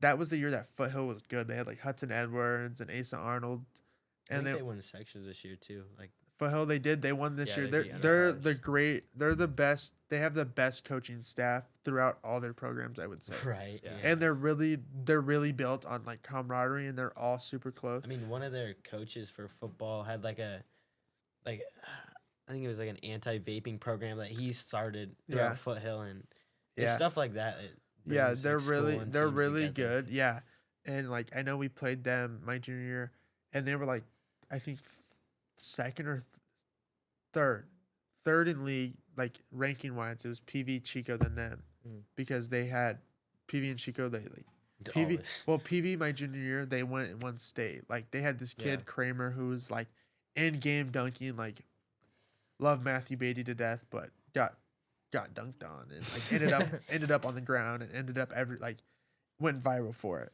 Yeah. But like this kid was a freak. His brother played Division I basketball at Northwestern. Like this kid's 6'4", super athletic but fundamentally good. So PV ended up like I think winning state that year and winning sections obviously. But we played Foothill. So we ended the season actually good. We beat Red Bluff. Like Red Bluff for us, like my years, Hate they weren't playing Red Bluff. like Red Bluff. My years though, they were like bad. Like they were trash. I hate Red Bluff. Yeah, Their kids No are one's gonna go fight with a kid. their kids are horrible. yeah. And so they had this kid who Sorry. they had this kid who everyone was like, oh, he's probably the best kid in the league because he averages most points. But he was literally shooting like 23% from three. But he was just Ooh. shooting 40 shots a game. Yeah. So he's gonna make a percentage. Yeah, Of them. yeah, and so he was averaging like 25, but he was like just chucking. Like he was their Chucking. only player, like green light. Like everyone else was like just give him the ball and like let him do whatever he wanted, pulling it from like half court and like Just draining it. like there was one game like I watched him play like didn't miss, but then we play him and he'd be like Miss 1 He's for very 12. inconsistent. Yeah, and so we beat Red Bluff. Beat it, like it was like 15-point game. Like it wasn't a blowout, but it wasn't like a close game. And then we played Foothill right before playoffs to basically determine where they're going to fall in the season between second and third. They had this kid, Hudson Edwards, played football for him, freak athlete, like could dunk the ball, like really good. Well, we played them at Shasta, beat them, held him to 2 points, like shut him down. We beat them. We came up with this offense, this defense that shut because they ran a 1-3-1 Oh, okay. because they had this kid who was like 6'5" in the paint. So he just had and then Hudson would just jump every lane, like because he was he would jump and get so many steals and go on fast breaks. And so we figured out offense to beat them. Well, we ended up drawing them first round in playoffs, and it was at Foothill. Hard to beat a team twice with the. No, exactly with the same thing. Well, we ended up beating them by like 10. and we shut him down. Held him to 0 points. Like it was like everyone's like, what the heck happened? And so it was kind of like we felt it. Well, we drew Chico second round of playoffs, and it was like Chico that year they were good, but their best player had gotten suspended for. He ended up playing in like a pro am or like a rec league, and he didn't know that he couldn't during season because it like messes with your yeah. And so he had to sit out. So their best player, he plays at Butte now, was out. We ended up losing by like 8 points, and it was like off like our Mistakes. our mistakes. But it those was are the worst losses. but it you was know. like you said, their court's slippery. But like I think they had just waxed it for playoffs, so it was like kind of good. Mhm. But their crowd like, cause they're right like NBA, like they're right behind Yeah. they have the bleachers right. right You know, behind. this is one hoop, this is the other. They got the bleachers right there. Also, Yeah. their gym is kind of old though. yeah. Yeah, it's But they had this, like it was crazy. Like they were like kids on my team. Like they were like FBI. Like they were like pulling up facts like about his family and like just yelling about his girlfriend. And it's like, and it kind of got into some of our players' heads. Mhm. And it's like, and then they ended up losing like by 40 to PV. Like PV Yeah. just just whoops was just everybody. well PV they went on and beat one state. Like they beat like Yeah. ranked kids. Like they were just that year they were so good. Mhm. They had the kid the 6'7" kid. What's his name? Oh. Garrison. Yeah, Garrison. they had him. Like he was like pretty much their main big, and it's like when you have two kids who are 6'7", and can just stand in the key and block The shots. Twin Towers. No, that's literally what they called them, and it was like impossible to score in the paint because their guards would just like make sure you didn't shoot the ball, and then once you got basically elbow, like they walled up. Oh yeah. yeah. And it's like, if you ain't Kobe Bryant or Kevin Durant, you're not just You're not gonna pulling make up off that. dribble, shooting Yeah. over 6'7". Like Right. What That's- type of yeah. defense did they run? Like a they ran a 2-3 zone. yeah, I was gonna Jesus. say. They ran a God. 2-3, so they had their 2-6-2, 6-3 point guard at they had a 6-2 and a 6-3 point guard sat at the top, and then they had the one of the 6'7s in the middle, and then they had like a 6'4 kid, the Kramer kid in the corner, and then the other 6'7. But how they did it, it was the weird. Like they started in 2-3 and then go to a 2-1-2. Oh. They would bring the other 6'7 kid in the middle on the free throw line, Uh-huh. and then play it in a 2. Like Yeah. they'd set up in a 2-3, but then hop into a 2-1-2. 2-1-2.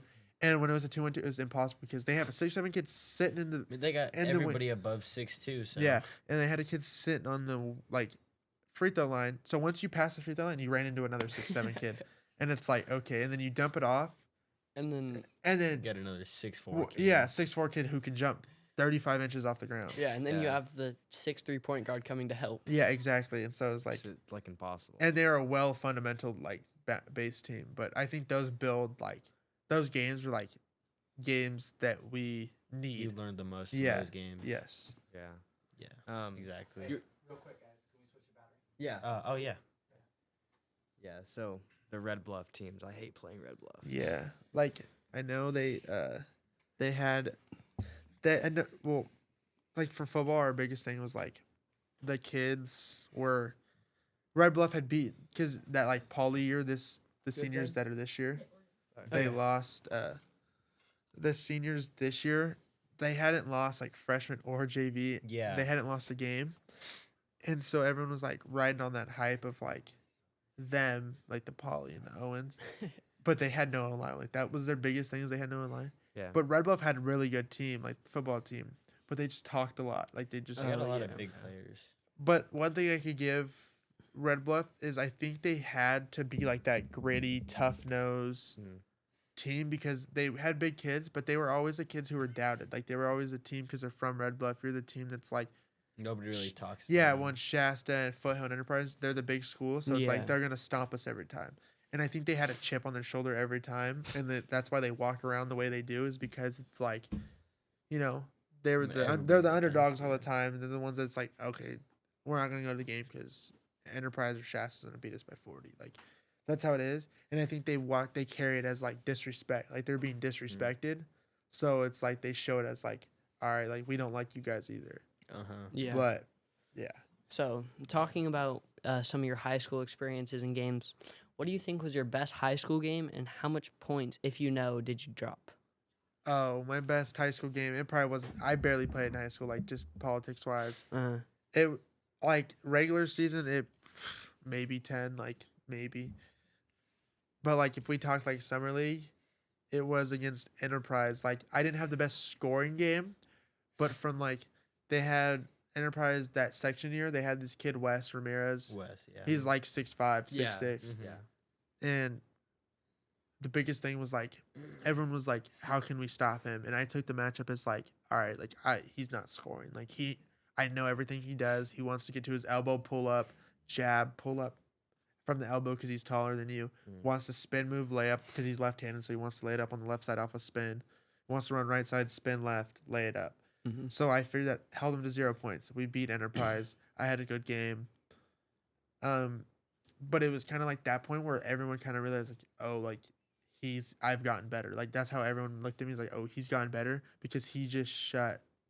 What? Shut out. And Wes is like probably the He's best. a 3-star, right? Yeah, 3-star, yeah. yeah. And so it's like Wes is a 3-star athlete. His brother's going to Boise State. Like he's getting a lot of shots, and I held him to 0 points. And it was kind of like he was talking a lot of crap before because he's no He's one. cocky. Yeah, and so like he's talking crap. We beat them. I shut him down to 0 points. And it was like I didn't have the best scoring game. Like that wasn't my role with Shasta's. Like they didn't want me to score the ball a lot. But it's like if I hold their best player pretty much to 0 points, like That's a good game. yeah, I had a good game. But Even when you don't score a bunch of points, as long as you're helping in other facets of that Yeah. game, Yeah. I feel like that'll kind of determine your success and your like how well you played that game. and like I know you asked like best game score, like other than high school, like AAU like in high school, it would probably be I played a tournament in Foothills. The Shasta Magic put it on. They put it on. They used to do it every year, but we had this team. I don't know if you know Isaiah Maldonado. He coaches Yeah. at Enterprise. He's Yeah. the Coaches best. NSU now. Yeah. Yes. Amazing. He was coaching this team, this older team. They had this few kids from Weed that are still on the Weed team, and we were playing them. My team, like this AAU team that I had, it was like a bunch of kids that like I was friends with that don't play, like they didn't like play, like organized basketball, and it was just like it was my senior year, like we're just having, or my going into my senior year, we were just having fun. Mm-hmm. We played them, and I had I think 30 points. Like Yeah. like I was feeling it. I had a game like there's a highlight like this kid like talking crap. I like sidestep, shoot over him. I hit the 3, and I like look at their bench, and I like go like this to him, like the whole like Mikal Bridges, and like Isaiah's like hyping me up, and like they're still talking crap, and I was like I have 30 points, and then like my team like just no fight, like they just gave up. Like when we went down 5, they just gave up, Mm-hmm. and so like the coach was basically like just giving me the ball because I was hot. And I got to the point where it was like no one else could score the ball, and we were just turning the ball over so much. I was like, "Give me the ball, like just let me do my thing." And I ended up hitting a like at the buzzer, hit a half court like from deep, like just drained it. And I go and I didn't get out, so I was dying. Like we went to like the like I don't when you walk into Foothill, it's like their snack bar, like their basketball court. It's like right in the front. Yeah. We went like a corner, and I literally was just laying there like dead, like literally no energy, like laying. And I came back out, had like another 15, like we lost by like 4, and I had like that great like tournament, like I literally averaged like 20 that game. AAU, I strived a lot because my coach let me play my game how I want to play it and didn't like confine me down to certain like Yeah. like in high school it was like we ran a 4 out 1 in, and I'm 6'1" running being the 5. Like I have to get out on the perimeter and get like I'm not gonna be backing down 6'7" kids and Wes who's 6'5", 6'6". I'm not gonna be backing them down, and I'm not Jokic. Like I'm not 7 foot tall, and I can't just back you down and lay it up. Like I have to get you jumping, have to get you like on your toes. Yeah. And so AAU really let me do that. Like I look back on it, I was probably a bad teammate for this, but like we played in Chico. We played at it's a middle school there. It was Marsh or Bidwell. Bidwell. It was at Bidwell. It was at Bidwell. Oh, Bidwell rims? Wait. They're so short. They were so small. We played there, and I had a good turn. I literally averaged like 20 that tournament. Like I played in Chico We just played- the other weekend. yeah, we were playing Rise Up, which Oh, I which know is Rise Oh, Up. you which is yeah. U Preps. Oh, was that you, Brad? Is it Rain. no? Rain Is it? was I don't one of know. them. I don't. Rise Up, I think is coast area. Is it okay? It was U Prep's team then because it had like Yeah. Devin Hugel. I don't know if you know who that is. He plays football for U Prep, Honestly, and like I've heard that name. it was before. like Devin Hugel. It was like Peter Rundle. I don't know if Trey or Trey Pringle. Pringle. Yes, Yeah, I've heard Pringle. Adam Geyer. Like they're basically their team that it was basically a few seniors that are my age, and then the rest of the team that just won sections or whatever for them or whatever that they had the good year or whatever at UPrep. It's a bunch of them. We played average 20. Like we lost to them because my team just wasn't as good as theirs. Like we just didn't match up well. Yeah. Yeah. And so that happened. And my coach, like, he like looked at me and like we were close and he was like, "You're not." So they gave like every team got to pick. Well, every team that the 3 teams that finished first, second, and third, we finished third. They got to pick an all tourney player. Oh, okay. And I was like, okay, I'm getting all tourney. Like I just averaged 20. Like I had the most points, most rebounds. Like I was doing everything. He gave it to some other kid on my team, and I was like, What a heartbreak. and I was hot. Like I was pissed. Yeah. And he was like, and he pulled me aside. He was like, I gave it to him because your attitude. He was like, and I was like, my attitude was up. I probably had attitude because we were losing the game. Like we were It's losing. attitude, but you want to win. Yeah, it was kind of like I know you he was like, feel. you were yelling at your teammates. It was like because they're literally just standing around. You I'm like, want them to do better. and and so I was like, okay, whatever. And I was so hot because the kid is like one of my best friends, like that he gave it to. And I told, and like we go back and forth. He's like, no, I should have got it. And I was like, dude, I literally averaged the most points, most assists, and most rebounds. And I was our most efficient player. Like, how do I not win the all tourney? Right.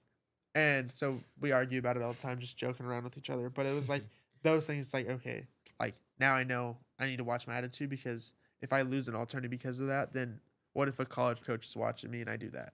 Right. But Yeah, Yeah. attitude is a huge thing, especially when college coaches are looking at you. That is one big thing they do care about, is how you act and respond to your Yeah. teammates and coaches on the court.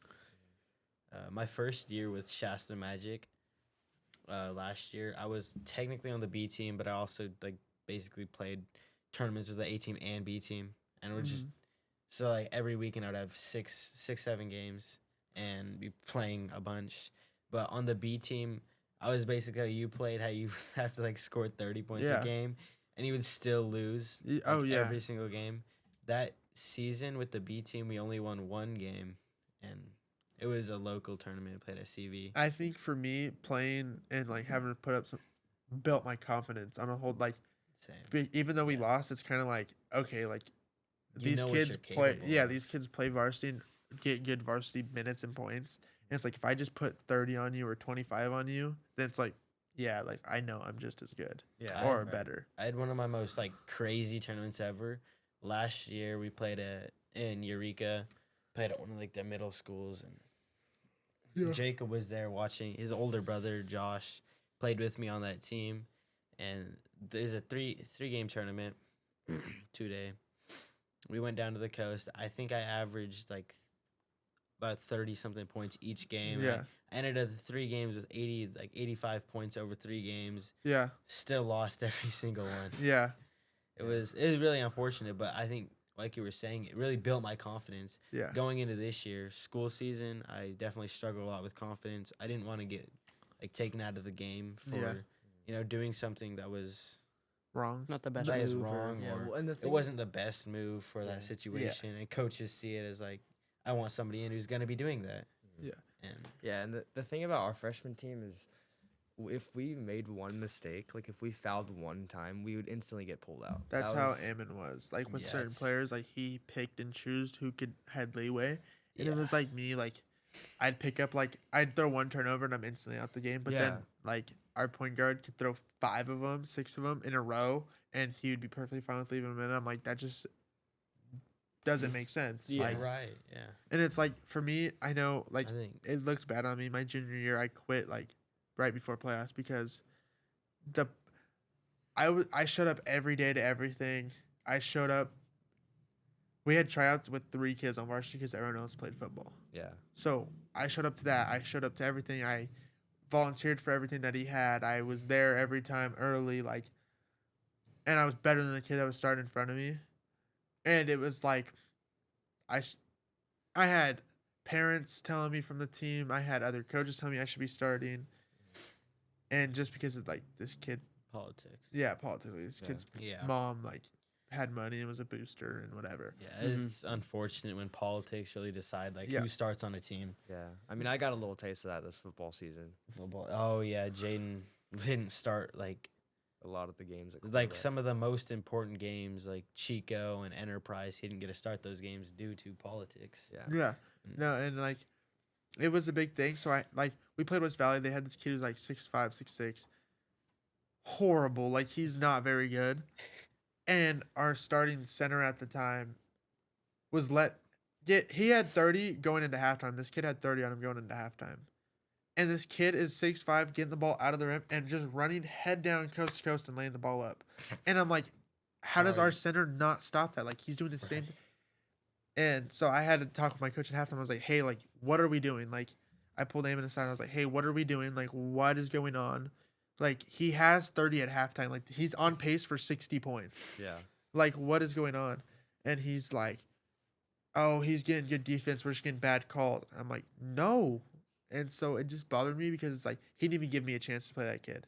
And Yeah. I've played that kid before, and that kid isn't very good. Mm-hmm. Mm-hmm.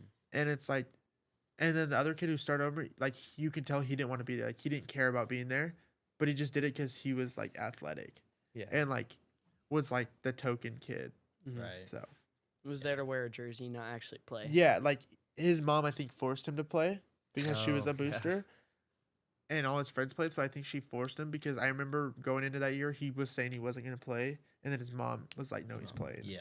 So, I think but it's, like, whatever. Like, I know I'm better and I'm, just as good as Yeah. the other kids that we played against that scored 30 points. But Mhm. it's like we all have different journeys and different paths. So it's Yeah. like that's what, like God, that's what He had planned for me. Right. Yeah, and I was was- gonna bring that up. We talked about that earlier. Yeah, like that's what He had planned for me, and that's what I feel like He just used that as like a thing to see on how am I Mhm. gonna respond? It Yeah, gives you it a was a- challenge and It was a depend- test to see if you would continue playing and continue on with your basketball career, whether politics are stopping you from playing or you're not getting much playing time. It was Yeah. a true test to see if you would actually keep Yeah, playing. he like when I quit, like I respectful, like I didn't just send him a text like, hey, I'm quitting. Like I went to his office or his classroom Yeah. and I was like, hey, like this just isn't working out for me. Like I'm not getting no minutes. Like I'm here every day. I'm the hardest working kid in practice. I do everything, like everything you ask. And I'm still not playing. Like for me mentally, Yeah. I need yeah, it was and tough. physically I need to leave and step away from the team and work on my game and develop my game because I'm not developing my game the right how I gonna work because I'm not gonna be a post player in college. I have to Yeah. so I have to start working on my shooting more. I have to start working on just different finishes, different like dribble move, Yeah. And he just looked at me and was like, okay. And I looked at him like, okay. And then he was like, just give me your jersey. And then was left. And I was just like, okay, that's really how you looked at me. Like as a coach, you should be like, I understand, like blah blah blah. Like So at least trying to do something, especially if you're preaching about like Yeah. brotherhood and camaraderie and Yeah. building a team. One, it was not even like, and like I had players like Keegan Snell, I had Shake, I had literally a bunch of players literally be like, literally telling Ammon that it's like, why did you let him walk? Like, why did we needed him? Like, and it was kind of like, whatever. Like I feel bad that I left him because I hate quitting is never a good thing. Right. But it was like for me mentally, I needed to quit or else I don't know if I would have. I was falling out of love with Yeah. basketball because of that, and I was like, I'm not gonna let a coach make me fall out of love. Yeah, exactly. Yeah. No. Go ahead. I was gonna say I feel like in sometimes school season, like for me personally, I felt like my confidence was just like gone. Yeah, There was be some games where I would go off. I'd have like 25 points. It was like rarely I would have 20-point games. I'd maybe average like 8 points. It was. Yeah. I just felt like I couldn't play my game like how Yeah, I'm supposed to play, exactly. and I had to kind of shift and form to how the coaches wanted me to play on that team, and it really wasn't for me, and I felt like my confidence was definitely gone. And this AAU season, I've kind of built it back. Yeah. Yeah, that's. I mean, my buddy Andre, he kind of says the same thing. He said with school ball that he was not able to play how he was, and now he's like dropping 20 every time in every game Mm-hmm. in his AAU season. He actually brought it to the point. He said, "I might not play sophomore year school ball just so I can, just focus on me and focus how I need to play." And yeah. Like Mhm. like my biggest thing for like you, like the basketball thing, like confidence, it's like I've learned to realize like, and for you even, I know like with the football thing, like you probably lost a little bit of confidence because it's like I should be better playing over this Yeah. kid. Oh, yeah. I was telling Seabass, I was like, I'm losing love for this game because Yeah. because of the politics that's happening to me. Yeah, I'm not. and like for like that, I would just like it's different. Like football, like that sucks because like basketball, it's like you have AAU, but football you don't have. Yeah. You don't have AAU football. Like Yeah. you have 7-on-7, but there's Yeah. no like tackle Yeah, football. the tackle is what I A- really love. Yeah, and so it's kind of like for the basketball thing. Like I tell you, like you know how you get pulled out if you know foul or whatever. Honestly, like or if you take a bad like not it's not a bad shot, but it's a shot that they don't want you to take. Mhm. Still take the shot in full confidence because it's like if you miss it, people are gonna be like, why is he getting pulled? Like he Yeah. shouldn't be getting pulled. And for you, that's like you just gotta sit when you get pulled, it's like, okay, like you pulled me and I know it's not me, it's you. Like Mhm. that's a shot that I know I can make Yeah. and I have proven that I can make that shot. So I'm not gonna get down on myself about it. I'm gonna just be like, okay, whatever. And then the next time I get in, or if I do stay in next time, and I have that same exact shot that I like, and that it's there, shoot it with full confidence. Yeah, like exactly. just keep taking the shot Yeah. because what if it does go in, or if you do foul and he pulls you, it's like, okay, I fouled the one time, like everyone fouls. Like, Yeah. Yeah. but like Mm. with the shots, like if you miss a shot and he pulls you or whatever, keep shooting the shot because then if they do go in, he can't pull you out. He's not Exactly, gonna take you yeah. out of the game because you're making him. Yeah. Mhm. So it's like don't lose confidence on a shot or on plays. Like that's Especially what a I've shot- learned. Especially a shot that I feel like I've practiced a whole bunch and I Yeah. know I can make it. Exactly. And you miss 100% of the shots you don't take. Like, Yeah. if you're not shooting, then it's the same thing as missing your shots. So Exactly. just keep taking those shots. Like, yeah. Like I just look at it like now that I've like matured, I guess, and like looked at it in a different perspective as not like why am I getting pulled? I need to like I gained confidence, I guess, back. You just got to do what you think's best for you in an instance, and like I get like if he pulled you because you shot a half court, and Yeah, it's like right. there's still 5 minutes left in the game, you just shot a half. Like I get that, but it's like if it's a shot that you've like you said practiced over and over and over, and you've like played before, and that's like your go-to shot, and you miss it, and keep shooting it. Like yeah. don't let a coach like pull you down. Like don't let a coach defer your game and shell your game because Yeah. of it. Like Mm-hmm. just, yeah. I mean, because my AU season with my 7th grade team is over because I'm a 7th grader, but I'm playing with my brother's team. I'm on the freshman team now. Mhm. And my first game with the freshmen, my first tournament with them, the first time I touched the ball, didn't even touch the ball on defense. The first time I touched it, wide open corner 3, I airballed so bad. Like, it was way off. Yeah. I go back down on defense, get a steal, go make a fast break layup, and then the next play, I make a 3 back to back Yeah. with that. So just not hanging my head, because I used to have a big problem with hanging my head after small mistakes, but now I'm getting pretty good at that. So just not letting it affect me, because at the end of the day, it's one shot. Don't worry about it. Don't let it get to your head. Exactly. Like I just look at it like people that like coaches like that put you down. It's like I just kind of look at them like you don't really know basketball then, Mhm. or like for football, like I said, it's kind of hard because there is a lot of politics in sports, and it's Yeah. like with that, it's like I would just say just keep grinding, like keep getting better, because then it's like if you perfect your game at like quarterback or whatever, if you perfect it and you're obviously the better person and they're still playing somebody else, then it's kind of like okay, like people are gonna realize that it's not you, it's the coaching, and Yeah. there's other reasons why you're not playing. Yeah. Mhm. Like there's- if you're by far the best player, like at quarterback or whatever, and you make the better reads, you make the better passes, you're smarter, on your decision making, then there's gonna be people that are like I said, that are backing you, Mhm. and like I said, all it takes is one person to notice you, and you just make the best of what you get. Like Mm-hmm. yeah. Yeah. Yeah. Luckily Take for every opportunity given. Yeah, exactly. luckily for me, I was a two-way player in Yeah. football, so I play linebacker and I also play quarterback. Well, I've played like multiple positions, but my main main position is quarterback. But I'm getting pulled up to varsity for defense, a linebacker. Yeah. Not for quarterback, but I probably will end up being the quarterback my junior and senior year. Cause Who's gonna be? Do you know who's gonna be the quarterback this year? You know Jack Peterson. Oh yes. yeah, Yeah. Jack Peterson's Jack gonna be the Peterson. quarterback. Okay.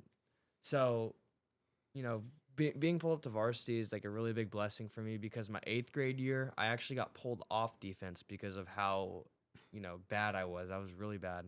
It's Yeah. not even I was bad. It was just I He was was just really scared. timid. I was really scared for contact. Yeah. And then this year, for some reason, maybe it was the fact that I got pulled off defense the year prior. Yeah. I just like had a drive that made me want to go hit someone, and that's why I was able to make the tackle on 3rd and 15 on the crazy Red Bluff running back. Yeah. Yeah, you lit a Um, fire underneath yourself and yeah. use that as some motivation to not be a bad linebacker and get pulled Yeah. off defense. And so I didn't start for the Enterprise game, and I knew that the day before, I found out, and that really hit me hard. Yeah. Like it was horrible. I was so, I don't even know. It was just out of it, and it sucked. So I didn't start that game at quarterback, and they ended up scoring on their first drive, Enterprise. That was like our whole season. Every single team, like that first drive, they would always score. Yeah, and then after that, they would never score again. Then they wouldn't even get past like the 50-yard line. Yeah, because our defense was a landslide. Is what Avalanche. is what our Yeah. coach would call it. Start off slow, end the game fired up. Yeah, and so, like I said, it really hit me that I didn't start the Enterprise game. I ended up going in 2 minutes into, or 2 minutes before halftime, drove down the field, almost scored, but it was crazy because the second I went in, we were already doing better than what we were doing before. And I remember I ran, it was a pass play, but no one was open, so I rolled out to my left side, got a couple yards, ran out of bounds to stop the timer. And the coach was like, the Enterprise coach, because I ran to their sideline, he was like, guys, it's Jaden. You gotta change the way you play, because Yeah. the other quarterback, the backup or whatever, much different type of quarterback than I am. I'm like a mobile quarterback. I'm like a what's that one quarterback? Tyson. No, yeah, well, Tyson Fury, but I feel like Tyson Fury is a little bit more, No, Tyson Hill. yeah. Taysom Hill. Taysom Hill. Taysom Hill. But not Tyson Fury is a John. boxer, Who Jaden. was the guy that played for the Christian guy, the one that played for Florida? Tim Tebow. I'm like a Tim Tebow type of guy. Uh-huh. I'm like a hit. I'm a hitting quarterback. I Yeah. like to hit.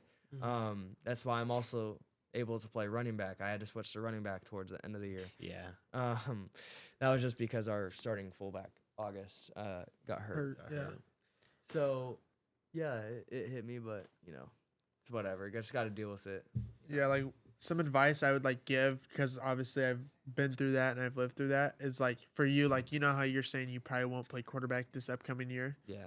You just I'll be a backup. Yeah, never I know your backup, and just take as much knowledge as you can from Jack, because I haven't really seen him play, but obviously you can take things from his game that you don't have. I would say everyone plays, like you said, every quarterback's different, every player's different.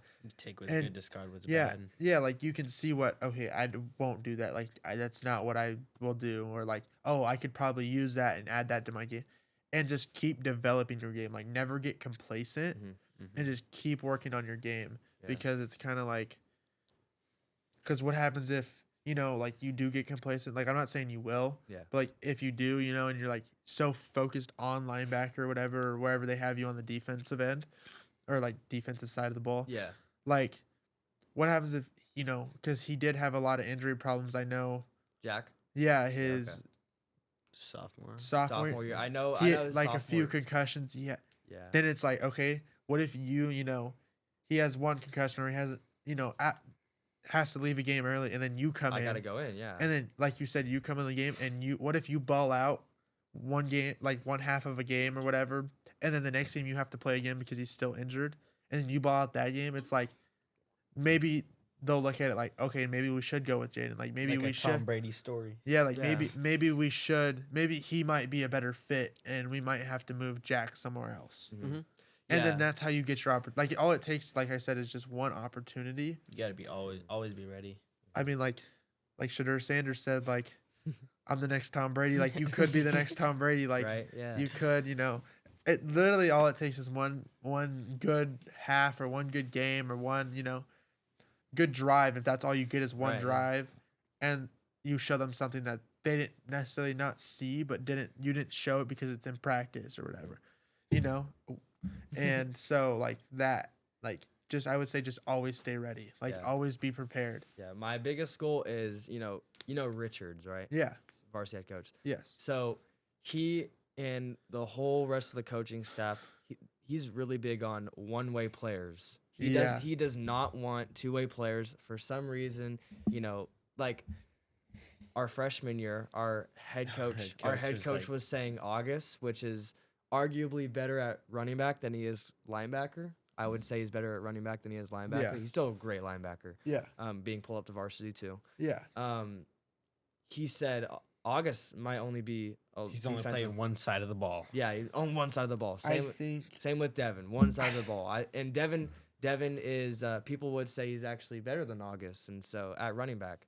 So that's just I got a little scared when that was said. I was like, our offense is not going to be good because at that point in the summer, I was only going to be a quarterback.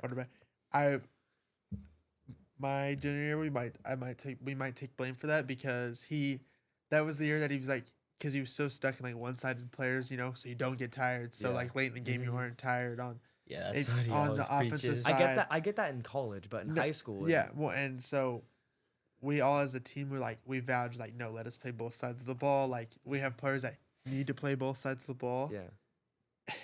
and then we got hurt, and then we got hurt, and then we got tired. Like against like PV, it was a close game, and we got tired and Yeah. gassed out, and our running back fumbled the ball, I heard about that story. and so it was kind of like he kind of was like after that, like the next year, he was kind of like, no, like we're one sided, and like there's players like our defensive line, like I know this kid, he played guard on offense, Manny Lamone, like he was one of my best friends, and then we just kind of grew apart, but offensive guard, like so good, like was an all league player, like went to the All-Star game and played, Mhm. wanted to play like the defensive tackle. Yes, he was playing D tackle. He was better than the D tackle, but Richards wouldn't let him play both sides of the ball. Yeah. So it was like we had a big thing. It's like, why is our defense or why is our offense, why are we gonna tank it down a little bit just so we can stay? Like, let's just get in better shape. Like, let's Yeah. just get in better shape so we can play both sides of the ball. Right. Because the biggest thing, like we'd always talk about is like, why are we not gonna put our best defense out there? Why are we Yeah. gonna put Like our second best defense or like our watered down defense? Mhm. Why aren't we gonna put our best players on the defensive side and the best players on the offensive side? Like that's how it should be.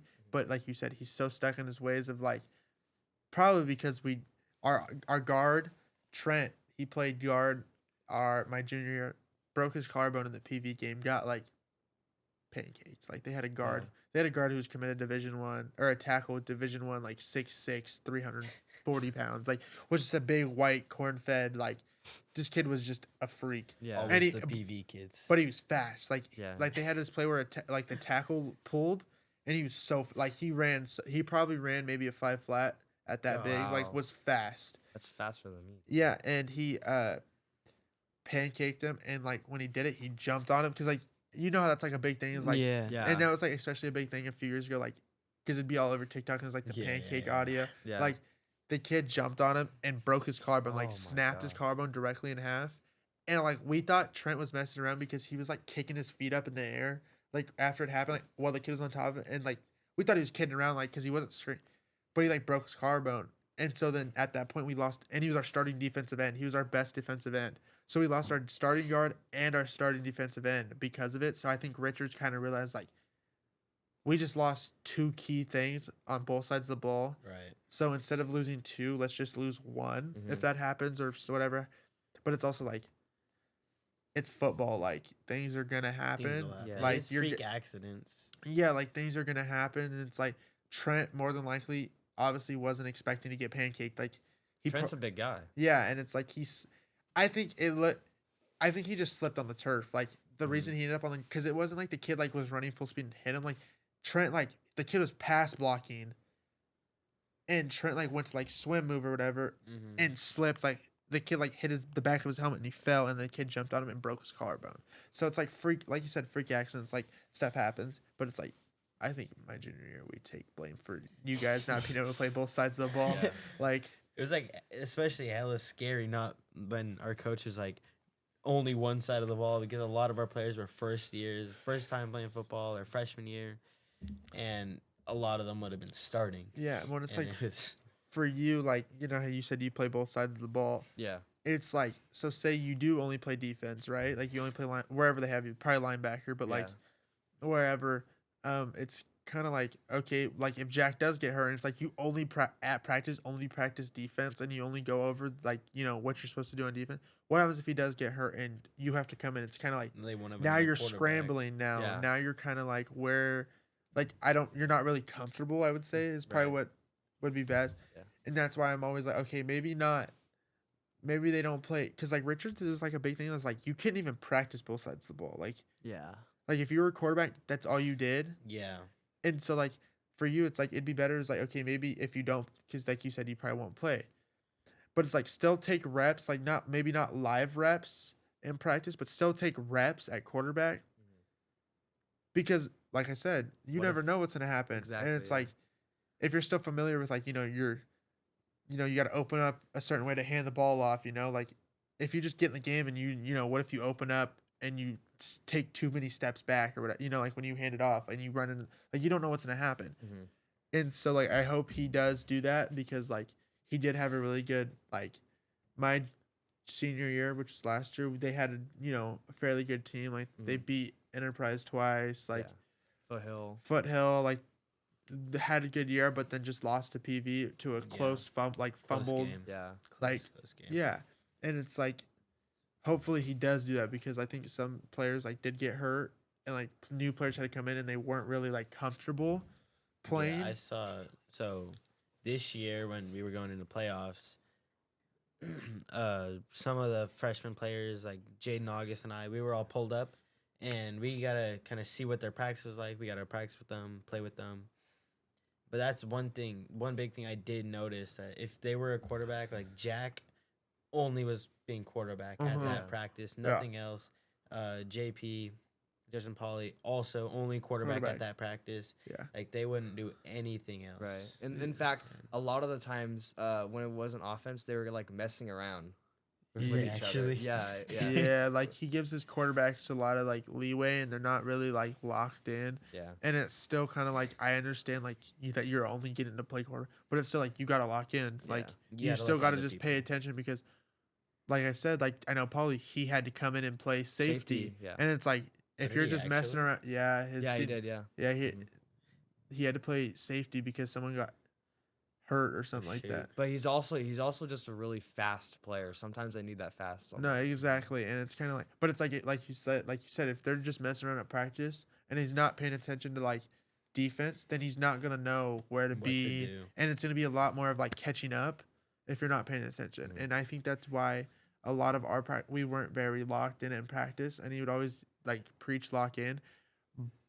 But I think the biggest thing is always be focused, like never be defocused, I guess, in the sense. Yeah, Like always pay attention because when it does come to the time where you have to do your job, and what if your coach just told another player like this is the jobs of what you're doing, and you're like basically the same position, and then you don't know your job, then he can immediately tell you weren't listening, you weren't focusing, you're not gonna play. Yeah. Exactly. Yeah. I'm not gonna lie. The very first varsity practice I went to, I got to play a little bit of quarterback against their starting defense. So like they had all their War Dog jerseys on and stuff. Yeah. And I'm not gonna lie, I was balling up on their defense at quarterback. Like I hit Yeah. a bunch of passes. Yeah. Their corner. Do you know J.R. Wheeler? Yeah. So he's kind of looked at as this really good football player. Yeah. Little cocky.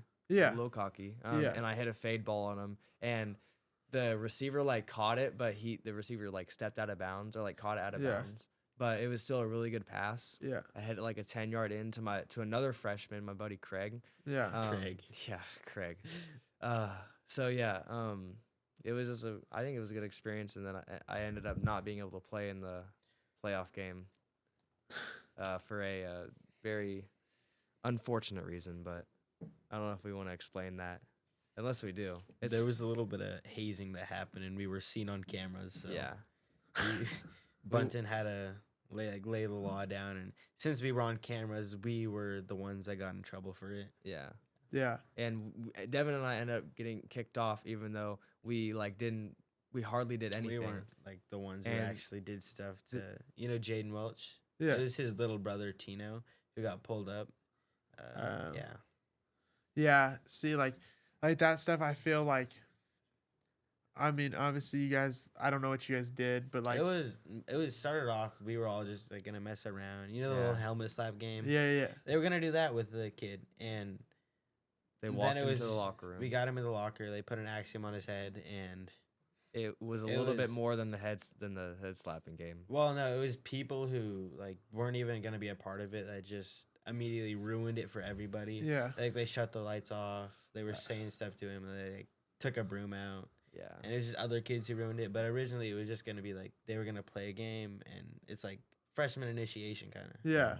No, see, like, I get that. Like, that's always, like, the biggest thing is, like, it sucks because, like, all it takes is one person to ruin it for everybody. Right. And it's, like, that now, like, I would say is, like, you guys were, like, I mean, maybe, like, wrong place, wrong time, I guess, Yeah, kind of that's in a I exactly think sense. the biggest thing I took away from that was like no time and place, and when to like mess around Yeah. with your buddies, and when to kind of lock in, when to say stop. And it's also, like, I mean, you guys are young, so, like, you guys are going to mature, obviously, and realize, like, that stuff isn't, like, it's fun, but it's, like, It's fun, but like at what? yeah, not cost worth can it in be a at? sense. Like I've always learned, like, come on, I was the same way you guys were. I was like, Yeah. I mean, You were- you're you were- young boys, like, you're gonna do stupid things, like, Yeah. it's just bound to happen, and it's like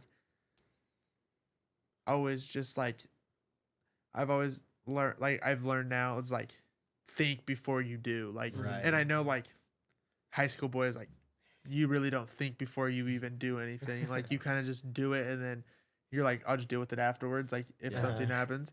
And so it's like kind of always like think, like, Is this worth it? is it worth it? And it's like you guys are athletes, so you guys are Yeah. also looked at like you guys are held higher than everybody else Yep. Uh-huh. because you guys are athletes. So it's like now it's like, because say you did something like that at the college level, you're off the team and your scholarship's pulled, and Yeah. all it takes is one thing like that, and if you're a good college, you're gonna be all over the news. You're gonna be set as an example.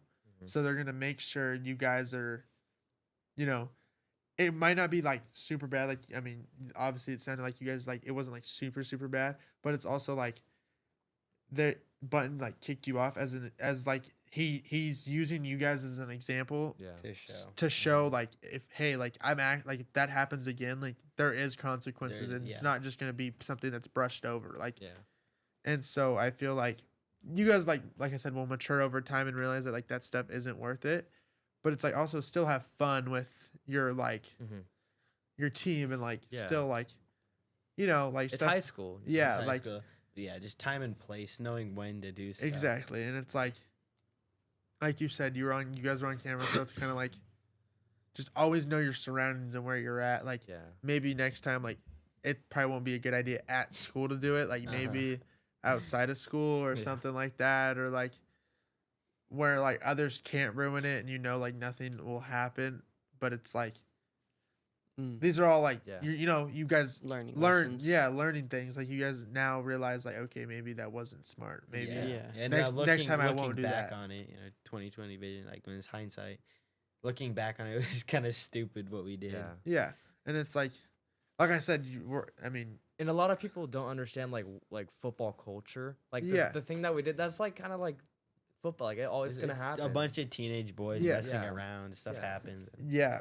And I think like I said, like, you guys are high school boys. Like, come on, I know we did our We all fair. have. Yeah, like, we all did our fair share of dumb things that Yeah. had consequences that are like, but I'm just telling you, like, stuff like that, like, just think twice about what you're gonna do, because like you don't know who's watching or who's gonna see something, or someone, a parent could have walked in, or whatever, and saw that, and then Right, it's a that lot, would've been and then it's a worse. lot worse than, it's a lot worse than just getting kicked off for like the rest of the season. It could be legal action. It could be, like a lot of different things. Like, Yeah. and so it's like just always think twice about what you're gonna do. Like, Mm-hmm. Yeah. I'm still kind of learning that. Like, cause I'm only 19, so it's kind of like I'm basically a high school kid still. Like, you're pretty much, I'm still young. Like, I still do stupid things and then realize like afterwards, like, that was stupid. Like, why? Yeah. Like, that wasn't even funny. Like, I don't know why I did that. As long as you realize that part at the end, that's important. Exactly. Yeah. Because now you know what to do, so you can grow and not make that same mistake twice. Yeah. Exactly. And You're gonna do stupid things. You just gotta learn from them. Mistakes are only forgivable if someone has the courage to admit them. So if you're courageous enough to actually admit that you were doing something wrong and that you're in the wrong and that it wasn't something good and it was just a dumb decision, then ultimately you will grow and find yourselves to not do it again. yeah, exactly. And it's like, what I think is like, you're at you're at the high school, you're in high school, so it's kind of like, everything spreads so fast. Oh my like, god. Right. yeah, so like quickly. I mean, and you could do something and then 2 hours later everyone knows. Everybody knows. And so it's kind of like, don't diminish your image because of something that you, for 5 seconds of fun. Uh-huh. Like, just because then, like, Because you have a reputation. yeah, exactly. And it's like, I mean, like Button and like Fleming and like, you don't know, like, later in life, what if, or like teachers later in life, what if you need like a letter of recommendation, or like you need them to vouch for you on something, or they have a way in of something you need, or like, Yeah. and they can help you. You don't want to ruin that and then think of you as like a bad, immature, like horrible student. Like, you want to always like, You want to set yourself up for success, not failure. yeah. Exactly.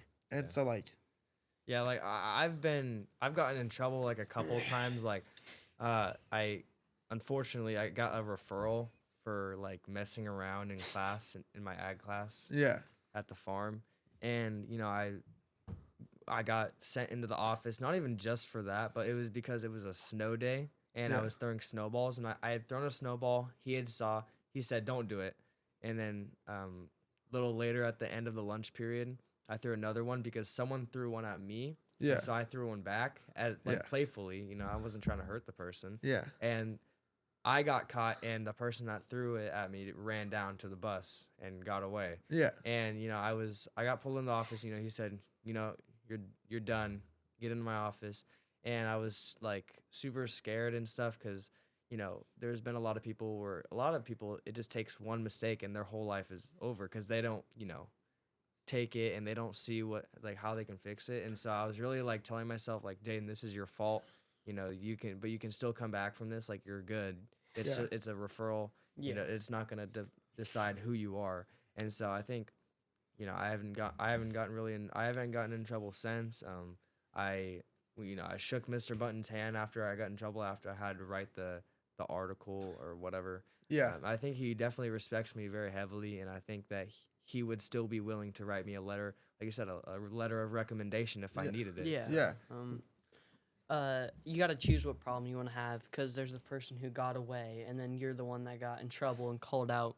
And at the end of the day, you have to think of it as that person, someone's always watching and it will come back to them for them getting away for it because at the end of the day, they're not getting away from it. They're just selling out their character. Yeah. And when you're getting in trouble and it's so bad, it's ultimately a good thing for you because then you're learning from it. Mhm. And then ultimately, it's just going to be a good thing for you And to then get called out. Yeah, and then also, of course, I got in trouble because he literally said, he's like, Jane, the reason why, like, you're the one at fault right here is because he said, I think of you as a leader on campus. And, like, that hit me, that's very important to me because, like you said, what problem do you want to have? I would rather have the problem of the leader getting in trouble, but, hey, you're a leader and you can come back from this and you can fix what you Exactly. what you Yeah. messed up. Right. So, I think that's like, Button.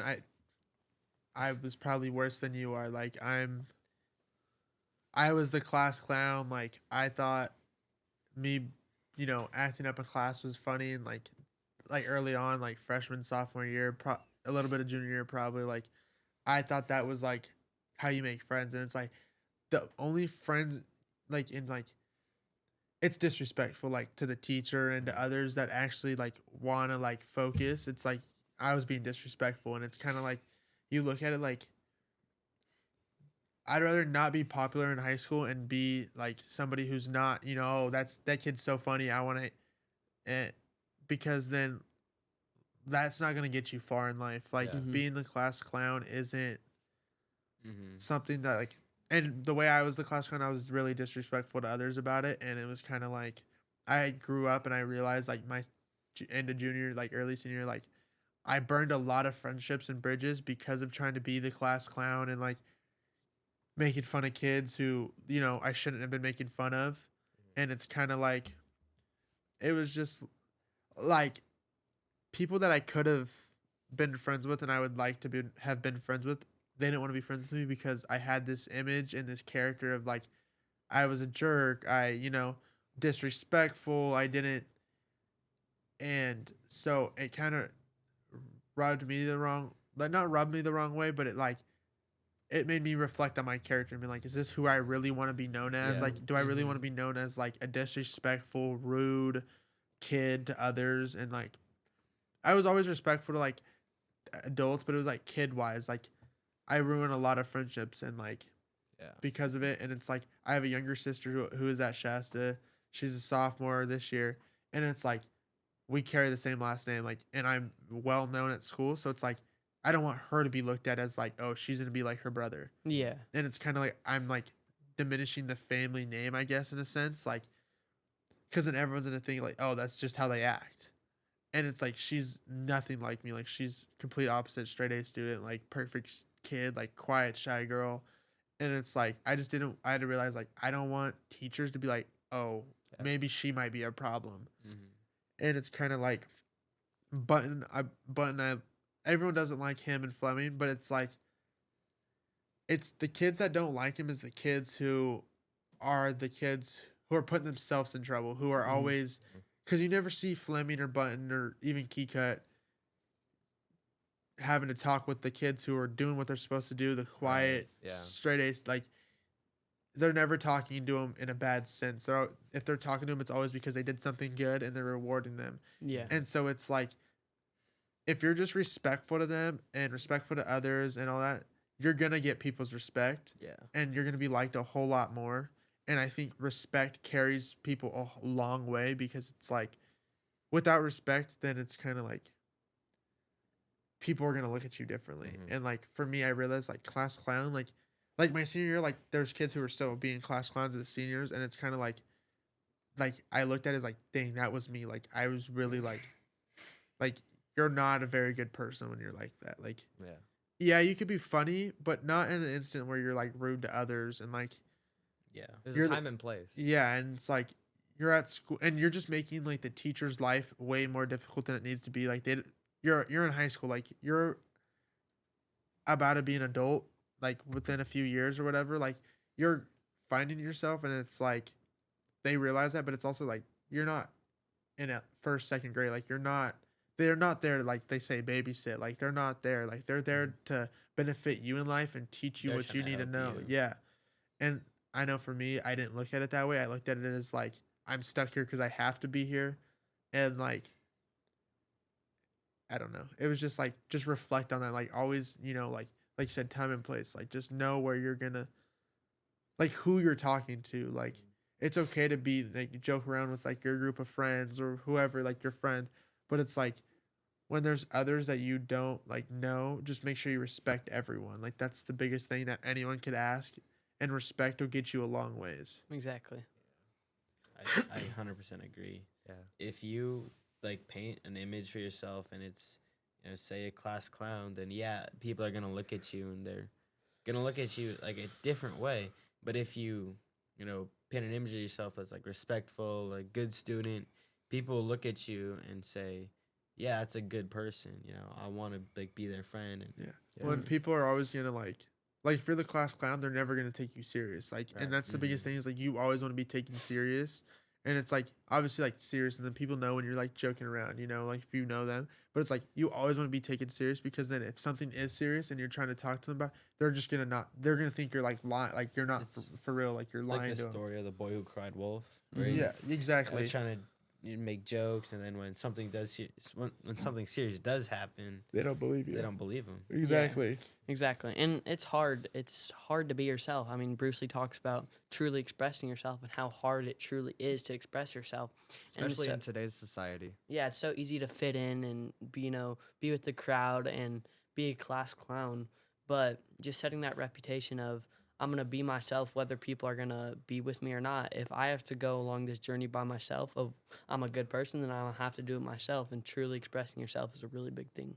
Honestly, like the biggest thing for me is like, because I was that dual sport athlete, so it's like, you know, you're like the popular kid, like, Yeah.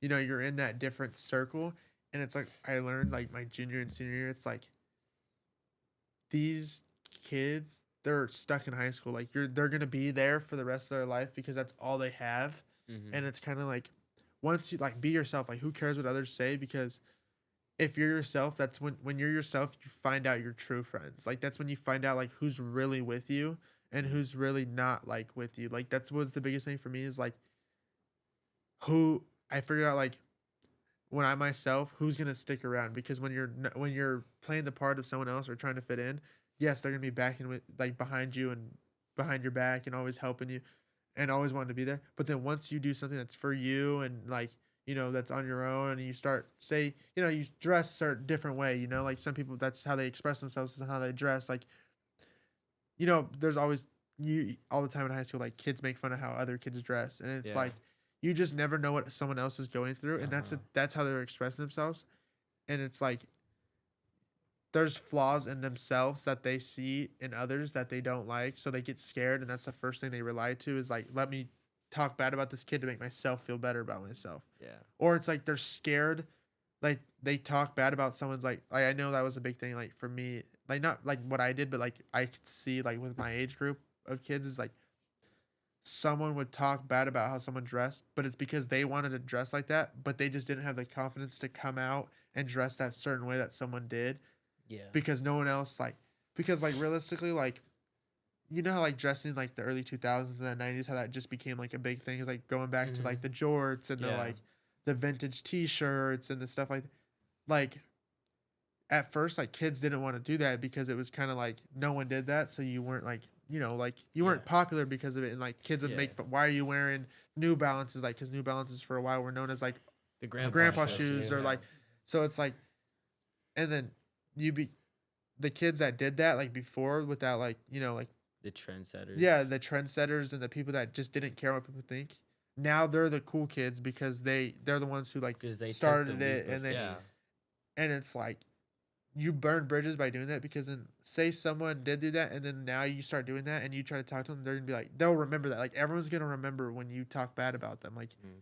you're gonna have this bad thing, and it's kind of like always be yourself and never care what others, because if you're happy, that's all that matters. Like if Mhm. you're comfortable in how you are and how you live and in your own body, then that's like no one else should change that from you guys. Like Yeah. Exactly. Don't let other people's opinions about yourself change who you are, yeah, and don't let them like affect you, I guess. yes, Yeah, it's also good to, be yourself, not just like for your friends, but like also talking about like relationship stuff, like getting a significant other. Like you don't want to play a role. You can't, you want to be yourself, because if they fall in love with, Someone who they think you are, then they're not Mhm. really falling in love with Yeah. you. There. yeah, if you be yourself, then that's really what's most important. Well, Like Yeah. that's how and- you find. Oh, go ahead. Go ahead. No, that's just how you find, like for significant otherwise, like if you be yourself, that's how you find someone that is actually gonna truly like you and love you and want to be with you. Because then, if you are like putting on this persona, I guess, or like this Mhm. different like personality, then that's all they know. So that's what they fall in love with. But then when you show your true colors, they might not like you or love you anymore because you're a Yeah. whole different person. Mhm. So that's something that you always want to do, is like just put yourself as like, you want to be yourself no matter what, because people are going to love you for it and people are going to hate you for it. And honestly, Yeah. like, who cares? Like, Yeah. Yeah. If Yeah. if someone's not in your life because of who you truly are, so say you did put on a persona and like you weren't your true self, and then you start being your true self around them, and then they don't want to be around you, then they're not worthy of being in your life. Yeah. They were never truly meant to be in your life at that point. Exactly. Yeah, like the biggest thing for me was my circle. Like big circle, and like once you start, like I feel like having a big circle, it's bound to become small. Like no one just has 10 to 20 friends, like true friends. Like there's always, and in high school, people always stab each other in the back and always are talking behind your back, and it's like a big thing in high school is like they do it a lot, like girl wise, like if All you're the like drama. they're gonna make you look like the bad person because they like this girl or they want this girl to think they're funny or like them, and it's kind of like you just want to know who you're friends with and who you can trust. And I feel like having a smaller circle, like for me, was like I was friends with everyone, but it's like I had my small circle because that's who I can trust. Right. Yeah. And I know they won't backstab me. They won't go behind my back and talk bad about me. And so it's like Who you surround yourself will kind of make you who you are. If you're surrounding yourself with people who are like-minded and people like you that also strive for these goals and strive for these things, then you will like become like them. You surround yourself with billionaires, you'll become a billionaire. You surround yourself with snakes, you surround yourself with snitches, bad kids, then you will become like them. Yeah. exactly. Like a lot of people say, when I tell people that, like, I really only have like well, if we're not counting Jacob, we're counting Devin. I tell people I only have like one best friend, and it's Devin, and everybody like they go crazy over that. They're saying, oh well, we talk every single day, and I'm not saying it's like a hierarchy system, but like I have like friends, and then I have like brothers, and like Devin and like Jacob, they're like maybe some others, they're like my family. brother, But then I also have friends who I'm also still like really close with. Yeah, but it's a different type of close. Yeah. Like Yeah. you're The bonds are different. Yeah, like the reason on why Devin and I and like Jacob are like still brothers to this day is been through everything together. been through everything, but also a lot of people are like, oh, you don't really ever hang out with Devin a lot, like over the weekends, and I don't, but I don't need to hang out with Devin every single weekend to be his best buddy. Like exactly. in a lot of people, especially like girls, I feel like they're a little bit more reliant on their friends. I feel like they have to have a friend over every weekend. And that's just I feel like that's just the feminine way. Yeah. The masculine way is doing things on your own. You don't always need someone at your side. You can have like no contact with your friend for like 10 years. Yeah. Then randomly get a text or a call. Yeah. And like reunite, reconnect, and you're still like that with them. Yeah, and like, with my girlfriend, like sometimes I would rather, go spend time with her than spend time with a friend, but it goes both ways, Exactly. Going to a workout with Devin, and then I might go to a workout over a hangout with my girlfriend. I might rather go to a hangout with my girlfriend rather than a workout with Devin or Jacob. No, exactly. It goes both ways as long as you're not like backstabbing your friends. That's all that matters. And so I feel like if you're able to have best friends while having a girlfriend, and I think that's very virtuous. Yeah, not switching up and choosing the girl over your best friend, or not being a douche to the girl and not wanting to hang out with her, only wanting to hang out with your best friend is a key balance. Yeah, like I know yesterday actually my girlfriend, we had her friends like two different circles, like we run in two different groups. Like she's like her friends are like music, like kids, like they do like theater at Shasta College and stuff like that. And me, that's just not something I was into. Like that's just me. I was the sports kid, like I didn't really look upon, like I wasn't a music kid, which isn't a bad thing if you are, but it's like she asked me yesterday because this was the second time ever hanging out with them, and like she's like, is it different hanging out with us than your friends? And I was like, yes, because you guys are more like chill, like, and she has like a lot of friends that are girls, but there's a few guys, but it's kind of like with girls, like you said, I feel like it's a slower like pace. Like they're not as like high energy maybe, I guess.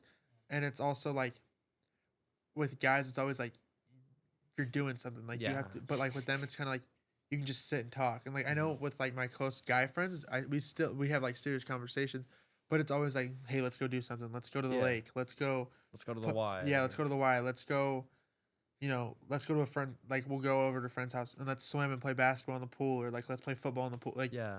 there's always like an activity, but with her, I was like, it honestly is a great balance because it's like I was hanging out with my friends, but it's like now it's like I can relax, like I like a Yeah, both. whole different pace, like different Like, pace, like Being they're able to like balance high things. energy and low energy, and like with her friends are like low energy and like, and you can tell they're such great friends that like when they hang out with each other, they really do cherish the time that they do because they don't hang out like every day. And I think that's a great balance for them is like they know like if we hang it, because like when you hang out with someone every day, you learn to like not get tired of them, but like Kind of get burnt out a little yeah, bit. and I like know what that's you the mean. biggest thing of like with marriage is like when you do live with somebody, it's kind of like that's why people find their balance of like going out and doing hobbies or stuff like that, And not always just staying. and always home. staying together. And it's like you go to work so you don't see people every day, you know, and it's kind of like Yeah. like I know for me, like I've hung out with my girlfriend like if a week in a row or whatever, like because my friends are busy or you know, Yeah. and then you kind of like start realizing it's like you start not liking each other, but it's kind of like you start like nitpicking at everything that Yeah. because you've been together so long and it's like every second you're together, so it's kind of like, and so I feel like there needs to be, like you said, a good balance between it's like, okay, maybe today I feel like hanging out with my girlfriend, and then tomorrow I feel like hanging out with my best friend, or Yeah. you know, or like maybe I do just need a day to myself and I just go and you know just chill in my room and play games if that's what you do, or music, or Whatever it is. yeah, whatever your hobby is. Maybe you do just need a day or two away from people, you Right, know, right, and just yeah. clear your mind. It's finding that balance. is Yeah. When you'll like find like true relationships and true bonds with people. Exactly. Yeah. Actually, a lot of the times when I hang out with Devin on the weekend is the podcasts. Yeah. Yeah. That's where we mainly hang out nowadays. so. Yeah. Just finding hobbies that you all enjoy, but whether you enjoy it or not, just being by yourself sometimes is the greatest time. Yeah. Just having Yeah. that time with yourself. But since we're on the topic of hobbies, I wanted to ask you, what are some of your hobbies you like to do outside of basketball? So like realistically, like hobbies, like I honestly didn't have many. Like for a while, my life was literally like when I first met my girlfriend, she was like, "What do you like?" She's like, "Tell me, what do you do on a day?" And it's literally the same. Like I was like same day, like same thing Play every basketball. single. No, that's literally like I would wake up like 8 in the morning, eat, shower, because like I have a big thing where like before anywhere I go, I have to shower. It doesn't, Oh, even if yeah. it's before the gym, like I still shower. Yeah. Yeah. Same. And so like I go and I'd go play basketball till like 5 or 6 p.m. Like I'd be there from like 9 to like 5 or 6 p.m. just working on my game, and then come home, Go to sleep. and literally chill on my phone, maybe some TikTok or YouTube, and yeah, go to bed. And that was like my day for like a whole year straight. Like and so it was kind of like basic, but then now like I love Legos. Like Legos, Oh, yeah. like Dude, I'm wait, look at the Lego car right there. Yeah. We have a couple different the the flowers. Yeah, so like me, that's my big thing right now is like my girlfriend for my birthday, she got me I don't know if you've watched Fast and Furious, the Supra, Paul Walker's Oh, Supra, yeah, the yeah. yellow one. Yeah, the yellow. She got that one for me, but it's like the big one, like big set? the big size. It's awesome. So like I did those, and then I had like a big thing. Legos are just expensive. Like I can't just Yeah. be dropping Right. $100 on a Lego set every week. Yeah. But it was like I had a big set. Like I have multiple. Like I only like right now I'm building car Legos because I love cars. Mhm. So like I have like a Ferrari, I have a McLaren, I have a F1 car, I have a Mercedes Benz that I've built, and I like it because I get to use my brain, and I love like engineering. Like that's like what Yeah. my degree is gonna be in college. So it's like that like gets me using my Yeah. brain, and like I was building a Lego with my girlfriend the other day, that car, and she was like trying to talk to me, and I was like so dialed in on the Lego, so like I was ignoring what she was saying, and I didn't even hear. yeah. And like she was like, "You were so focused," because I was literally like just dead, Locked like in. yeah, like locked in, flipping the book, like finding the pieces, and Right. like that's probably my biggest hobby. That or I golf. Like now, Oh, yeah. like that's now, like awesome. I just got a job at Terra Oaks, just like That's awesome. down the road, and so like golf. I like golf because I think basketball is so high pace and like fast pace in my life and everything is that like golf and Legos like calms me down. Oh, Like yeah. it brings me back down. Yeah. And like I do like to game. Like Oh yeah, of course. I I've kind of strayed away from it. Like I used to be like every day. Like I'd come home from school like Yeah. game. Video game. Yeah. Yeah, and I so feel like I've kind of dialed back from that, but like I do like there's I'll go like periods where I won't play for like 2 weeks and then I'll play for like a week and then I Yeah. won't play for 2 weeks, and it's kind of like just because I need like because I'll be bored and it's like okay I built a Lego set, I don't have another one, I don't want to go out and do anything. Yeah. But I have my two biggest hobbies are probably Legos and golf right now. I'm trying to get into bowling, but I Ooh, hell yeah. okay. like I'm okay at bowling, but I want the ball to like spin and like Yeah. curve. Like I need Yeah. it threading the line between the gutter. and- Oh yeah. But like I went through a little phase and then that was all that was on my TikTok, so I wanted to go bowling every single day. But then I realized that costs money. Yeah. So Couldn't get a membership. yeah, and so that was like bowling was the thing. And it's like bowling for me, I feel like I can't bowl by myself. Like I feel like You I gotta have bowl with friends. I feel like I have to bowl with people because then it's like It's a lot more fun. yeah, I feel like I'm just like okay, and I You like got, like, the I vibes. love being competitive, so I like Yeah. having someone else or like multiple people that it's like, dang, because then I can rub it in that I beat you guys. Yeah. Like I know I'm better than somebody now. Yeah. Yeah. I whenever I do go bowling, it's always with friends or family. Like Yeah, recently, I've been going with my friend Mason, who's really into bowling, and Mhm. like he's way better than me. Like I'm not that good, but it's just really fun hanging out with friends. You know, eating there, just having some quality time with friends is always amazing. Tell me why at bowling alleys they have the best burgers. Oh that's what I the, was saying. the bowling alleys always have really good burgers. Yeah. Super That good. and like I don't know when I can honestly kill for like a good breakfast burrito. Like I Oh love gosh, breakfast yeah. burritos, and like I don't ever get them because I hardly eat out. Like that's like I just don't. prefer to eat. I'd eat at rather home. save my money and buy Legos than go and eat out. so it's like, but like bowling alleys, I don't know why. Like if I go bowling and it's like early, because like my parents, like when I was younger, my great grandma, like she was like she died in like her 90s, but she loved bowling, like that she was in like a league and whatever. So we'd go every morning, like every weekend, we'd go Saturday every morning. And so it's like mornings, it's like I'm hungry, I need a breakfast burrito. Yeah. And like now, like if I come to like Shasta Lanes or whatever, I'll get a breakfast, and they're always so much better than Oh, like if yeah. I go Yeah. somewhere. And I don't know if it's Right. because I just like It's just a bowling think effect. that, yeah, like the bowling effect. I don't know, but like Yeah, yeah, the food's always so good there. yeah, Yeah, like their great like food. their fries are always good. Oh like my God. their Their fries burger are and so good. Yeah, I Dude, remember. it's so good. We went. Last time I was there, no, like a few times ago, I got 3 chili fries in a row. They were so good. yeah, like I don't know, like I just think that, like you said, like the bond that you also get where it's like you're competitive at bowling, but then it's like you're also having a good time eating, Yeah. like you said, or like just like chopping it up and talking with your friends or Yeah. family. It's just different. Like it's just something that's like maybe you wouldn't do with your friends, like if you were just chilling at home, sitting on the couch, hanging out, like because most people our age now, like when you're hanging out with friends, like I know some people, it's like you'll go and hang out with them and they're just sitting on their phone still, and it's like kind of like gives you something to like- do. Yeah. Yeah. So that's awesome. I don't know. What's your guys' hobbies like? Our hobbies. Ooh. So I play football. Obviously, I got a podcast. I have a lovely girlfriend. She's a hobby. She's a hobby. Takes a lot of time. Yeah. I do play video games. I like playing college football. Yeah. 2K. I'm not too good at 2K. I'm actually I'm working on my craft at 2K right now. Bro, that game, I can't. I just Haven't they kind of fallen off over like the past couple ones? yeah, and it's Is like it- also it's like I get on the game and I got a dude shooting 10 for 10 from the 3-point line. He's shooting it from half court every time. Like, Yeah. I'm like, you're cheating, dude. Like, Yeah. and like you could people buy things to cheat. I'm like, dude, like I'm just trying to have fun. Kinda Like, Yeah. fun. I'm hopping on with my friends I'm and we're not playing trying to 5v5s in the park, and I got a dude who doesn't get off the game, and this is what he does for a Spends living. like Yeah. hundreds of dollars on VC to upgrade his. No, like there's this guy. He lives here. He like does Twitch. His name's Slay with Steez.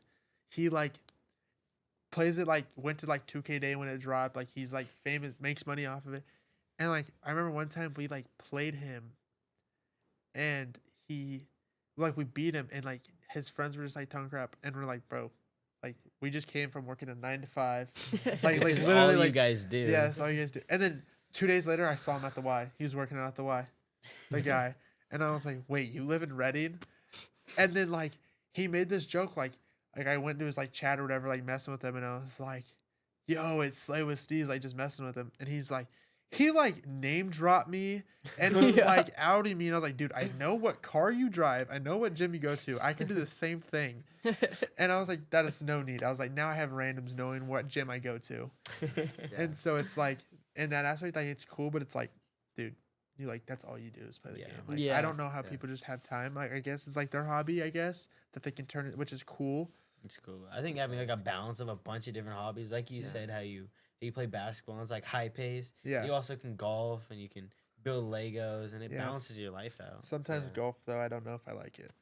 We're about to all go. We were gonna do a golf vlog. And my dad was gonna kind of show us all how to do it. Oh, really? Just Yeah. try it out and see. Yeah. My Have fun. It's so like, Concentration. no, I think it's literally probably the hardest like sport, that or baseball.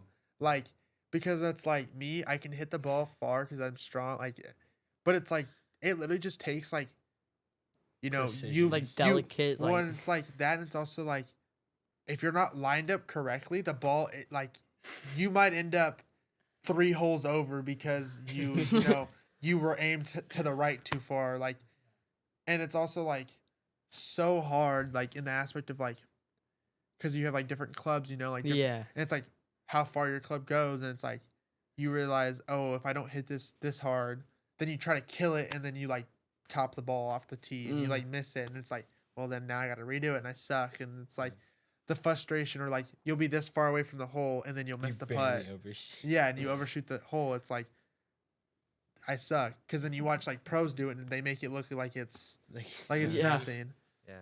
and So, so My it's gra- fun though. My grandpa on my dad's side keeps telling me that I need to get into golfing because like I'm strong, and I'm like, yeah, but I suck at putting. Like, I Yeah. could hit a ball far, but I don't think Can't I could putt. hit it with accuracy. When I it's don't also think I like could golf, putt. like it's most people don't get into it because it is expensive. Like, Yeah. like Oh, if you yeah. really get into it, it's like the other day I went golfing yesterday actually, and it's like my friend, he bought a thing of balls, literally 3 balls in this sleeve, and it was $8 for 3 balls, What? and he ended up Yeah. losing all 3 of them within the first 3 holes because he hit it into the water, uh, and it was kind of like it's a money sport, because then if you do buy your own clubs, then like I know my dad bought me my club set for my 18th birthday, and it was literally like a few grand. Like, Oh my Yeah. god. like they're expensive. Super Like if expensive. you get like decent clubs, they're expensive. Like you Yeah. could probably go to Costco and get like the like little bag for like $200, but they won't be like good clubs, because like I know golf is like so technical, but it's like certain clubs, like they hit farther than others. Like if you get like Yeah. higher end clubs, like they could, like for a driver, like the one you hit off the tee, like for example, like if you like get a cheap one, you know, from like Target, if you hit it perfect, it still won't go as far as if you buy like a good club, just because of how the club's made. yeah, Mhm. And so quality. it's kind of like it's just different. Like it's a Yeah. different sport. Like it's just harder. Yeah. It has its different like kind of skill sets you have to have. One, and like that's why they make so much money, because like golf, like because it's like such a small niche sport, and it's so hard to be so good that when you are good, you become pro and make a lot Yeah. of money. It's like baseball. I mean, yeah, baseball's another super expensive sport if you want Oh, like yeah. the good quality stuff. Yeah. 300 for a glove. yeah. Yeah. And so But anyway, I like to read. I like to listen to music. I ride dirt bikes. I actually I started riding dirt bikes when I was like in kindergarten. I ended up like starting to race, and I got really fast, and then like around the pandemic time, you know, things got Yep, super expensive. exactly. I wasn't able to really afford it anymore, so same thing for me. stop with the racing.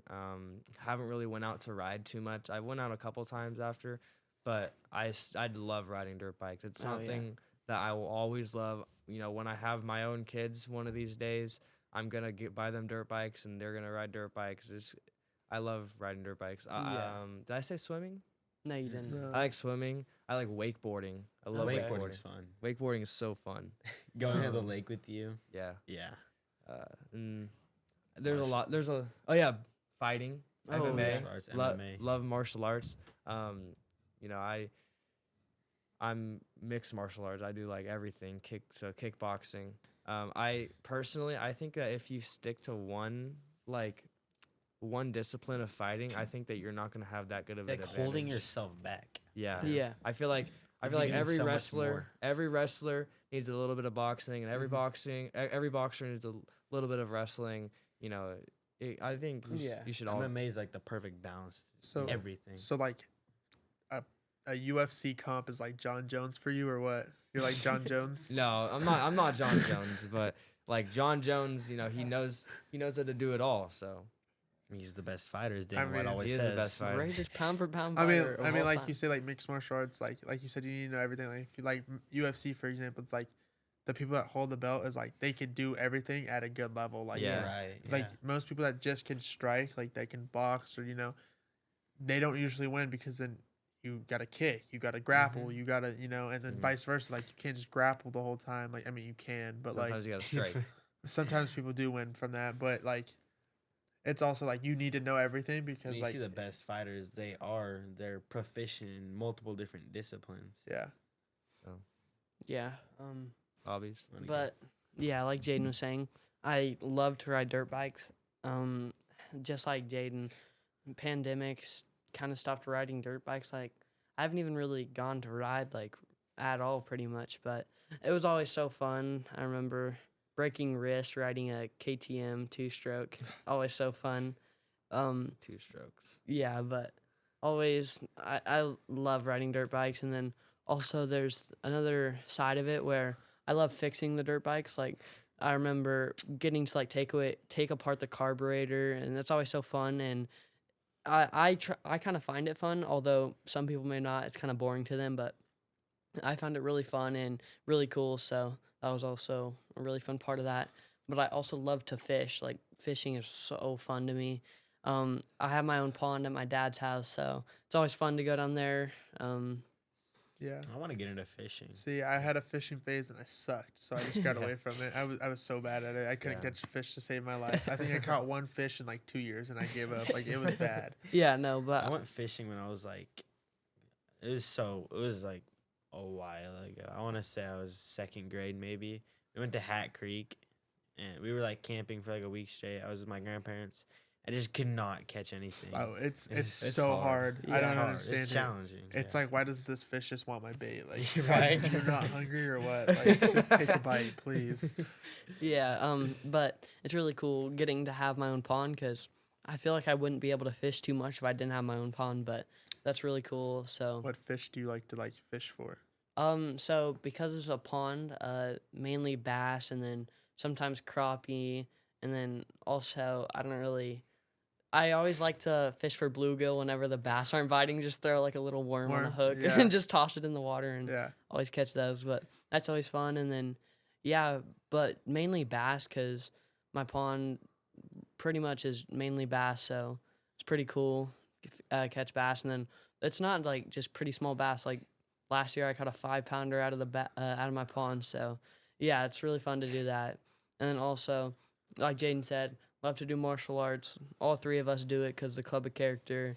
So that's really fun getting to learn that. And then just save it. I'll end off with reading. Love to read.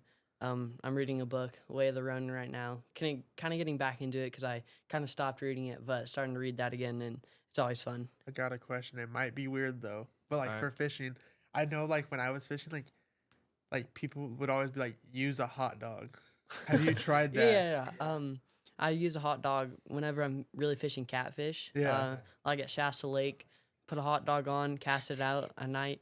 We were playing cornhole. Does it work? Yes, we were playing cornhole, and I look back, and we used a chair as our rod holder, and the Yeah. chair was like in the water pretty much. So we went down there, hook set, and it was like a pretty big catfish. I didn't end up landing it. It like snapped off like right at the shore, but it was probably around like an 8-pound catfish. So Dang, off a hot dog. yeah, so Just it does think- work. Just The think hot that dog the Heinz tactic. hot dog really, Yes. really saved the deal. Yes, Yeah. but yeah, so those just some of my hobbies, but there's always more. But those are like my main hobbies. For me, obviously all like kind of the ones you guys listed. Like I play basketball. I find myself going to the Y a lot, just playing for hours on end. Yeah, And exactly. it helps me clear my mind. It helps me just, I don't know. It just helps me clear my mind and really focus. And Mm-hmm. so playing basketball is a huge thing I do. Football, obviously. Love the sport. Reading, Mm-hmm. martial arts, huge things. You're a Lego guy too. Yeah, I used to be like huge on Legos. My biggest flex is I built the Millennium Falcon when I was Oh like, my god. I think a third grader. I built that. I haven't gotten the chance to really build Legos in a while. Kind of fell off with that, but definitely still piques my interest. Oh Love yeah, that. no, it's always really fun. Last week at school, I was building a Lego car, and it is always fun. But it was like already half built, and then I had to scroll through the pages trying to find find where what you were step I at. was on, and it was really hard. But I figured it out. I don't Yeah. know. Yeah. Something about building Legos, like you were saying, how it's very calming. Yeah, for me, like I never thought I'd be able, because like when I was younger, like I have no patience already. Like patience for me is like I don't know how I golf and how I do Legos, because it's like when I was younger, like my mom has this video of like I was building. I don't know whoever thought this puzzle was gonna work. It was a SpongeBob puzzle, but it's a circle. So like you have to put pieces, and I was like, how does that even work? Because how does the puzzle stay together? So like I was getting frustrated because that puzzle piece wouldn't stay up because it was on like the top. So I got upset and I smashed it. Like it was like almost, and I just like smashed it because I was so mad because it wouldn't work. And it was like, and there's times where like I'd build Legos and I'd just give up. So my dad Yeah. would have to finish it because I would get so frustrated. But then now it's like I like doing Legos. Like, Yeah. I mean, there is one that I have that's honestly in my truck right now in my passenger seat that I got for Christmas that I started to do. Couldn't figure it out. So I just put it in a Ziploc bag and put it away. And I Yeah. was like, I'll do this later because it frustrated me. But it's like sometimes like that's rare. Like now it just like soothes me. It's like, I think as you get older and as you mature, some of the things you like didn't like getting when you're a kid and it's Christmas, like when you're a little kid, you hate getting clothes. Oh Yeah. yeah, Oh yeah. But then when you get older and you mature, yeah. like getting clothes, you're like, it's one "Yeah, of the get me better clothes." gifts. Yeah, like me, honestly, like I love like, yeah, I used to hate clothes when I was younger. Like, Same. like Getting every kid. underwear and socks. Yeah, I well, hated it's like it was, and then like my parent, like my grandma was the specialty at the like shoot always like that's what she'd get us is like clothes. Same. But she'd put it in like a box, like you know, like the box that you open. And it has Yeah, the- yeah, yeah. And I'm like, I don't And want you have to unwrap rip Cause, it, well, like- because I already know what it is Yeah. like before, because she does it every year. And it's like I used to just not even open it. I just pushed it to the side because I knew what it was already. And my mom was like, "Wait, take it out so I can see what it is." And I'm like, "No," No. because then like I was like, "I want the PlayStation game," or "I want Yeah. you know like I want the Lego set. I don't want Yeah. the clothes. Like I don't Yeah. care." Yeah. But now it's like not now because I don't get Christmas gifts anymore because I'm old. But Yeah. I like before it just clothes because I like clothes, or like I know it's like hard for them to shop clothes for me, so I just asked like for like a gift card somewhere or something like that. Because like Yeah. you know when you're older, it's kind of like Yeah. you want to pick your own clothes because you know what you like, and Right. you know Exactly, yeah. it's hard to tell family that isn't with you, like your parents or whoever's with you, like all the time, like, hey, I want these, or I want, you know, it's hard. Mhm. So I just do that. But yeah, I get what you're saying. Like clothes was like a no when I was younger. Yeah, Yeah, and especially like the grandma boxes, like the boxes that they always put them in. Like I couldn't get The the tape, The Oh yeah. my, tape. I'd Oh, have to yeah. like rip the box in half. Yeah, Like I yeah. couldn't open it. The tape is crazy. Yeah, I don't know if it was just me, but like I Most couldn't. do it. diabolical taping jobs ever. Yeah. They used packing tape. I swear. Yeah, 'Cause, like no. packing tape is known to stick so much more. But like Yeah. I Yeah. swear. Will we say that driving is a hobby? Because Honestly, well, I think right now because at our age, at our age right now, because like getting the permit and stuff and like driving whenever, See, yeah, you guys are young. Me, I hate driving driving. because like I have siblings, so I gotta take them everywhere. I hate it. Yeah. And then like you're learning to realize like if you have to pay for your own gas, like Gas it's is not so fu- expensive. like the other yeah. day I was like, I got paid and I was like, oh, I'm gonna get a Lego set and do. And then I looked and gas went to $5.10 a gallon because I drive diesel, and I'm like, Oh. what is going on? It was just $4.25 like 2 weeks ago, and it's like It's they're so, yeah, and it's it's always $120 the other day to fill up my truck, and I'm like, there goes all my money. Like this Yeah. is not. I need a Prius. yeah. I need a Kia Soul. I need a box. Yeah. Like this isn't A cutting. smart car. Yeah, I need the Chevy Evos that are like this big. I need a Mini Cooper because it wasn't cutting it. And I was so Yeah. upset. Yeah. But it's like All right. Okay. another battery. But yeah, we were talking about Legos. My biggest Lego flex is I built the Krusty Krab with my friend. Krusty Krab. With my friend Ben at like second grade. All right. Well, if you guys have I think Jacob has his questions. I think we've kind of just covered the questions. They're just talking. You know? Yeah. Yeah. When I feel like you said, like you guys had kind of similar questions, so it kind of answered. Yeah. And then I had Just my questions. conversating covers like most of the questions. Yeah. Yeah. I guess one of my questions would be, I mean, you guys could also kind of ask this or answer this. I mean, like the difference between high school ball and then like kind of AAU, because I know you said you'll be going to Simpson in the fall. So does that mean you've played basketball at the collegiate level yet, or? No, I haven't played at the collegiate level. Like, I've played against kids who play at the collegiate level, but I haven't played like organized at the Mhm. collegiate level. I will in the fall, like Mm-hmm. like winter time Yeah. more. But Next one's upcoming season. yeah, but the difference between those two is like just the type of play. Like in high school basketball, it's more like you have like set plays that you do, and like it's more like AAU here. This is better. AAU is more like you're just get a shot off however you want. Yeah. Like like get your own bucket basically. Like a lot of kids like ISO like 1-on-1. I think that's what AAU is like a very controversial topic on if it really helps like a Yes. player's development because of things like that where it's just ISO. Oh, and there's ball. no defense played, and then like in Yeah. high school basketball, it's more like slow pace, like It's half set. court offense. Like you set up your offense, and then like a defense is more physical defense because the refs let you play more physical. Yeah. And it's kind of like I think AAU's good for confidence booster. Like for Yeah. some kids, like my instance is like I didn't play much in high school, so it's like it boosted my confidence because then I was playing against kids who play in high school, and it's like okay, I can keep my own, and I can get my shot off. But then it's also like it sometimes kids just like put up, and it's also like based on your team. Like I said, if you got a 7-foot kid from the Congo, like you're probably gonna win most games because Yeah, most kids are yeah. 7 feet tall. Yeah. But I think it's a good balance, like both. Like if you play both, but like AAU does cost a lot. Yeah. It does. Like it's a very- pretty penny if you don't get sponsored and stuff like that. Like Shasta Magic was the reason I started playing AAU because like Shasta Magic they like reached out this year, and it was a lot cheaper. It was expensive. It was $300.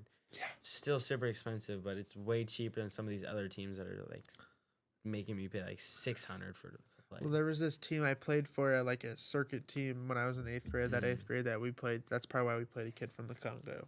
But yeah, the circuit teams. we played in LA. I don't know. You guys probably aren't familiar. It's called the Lab. It's owned by.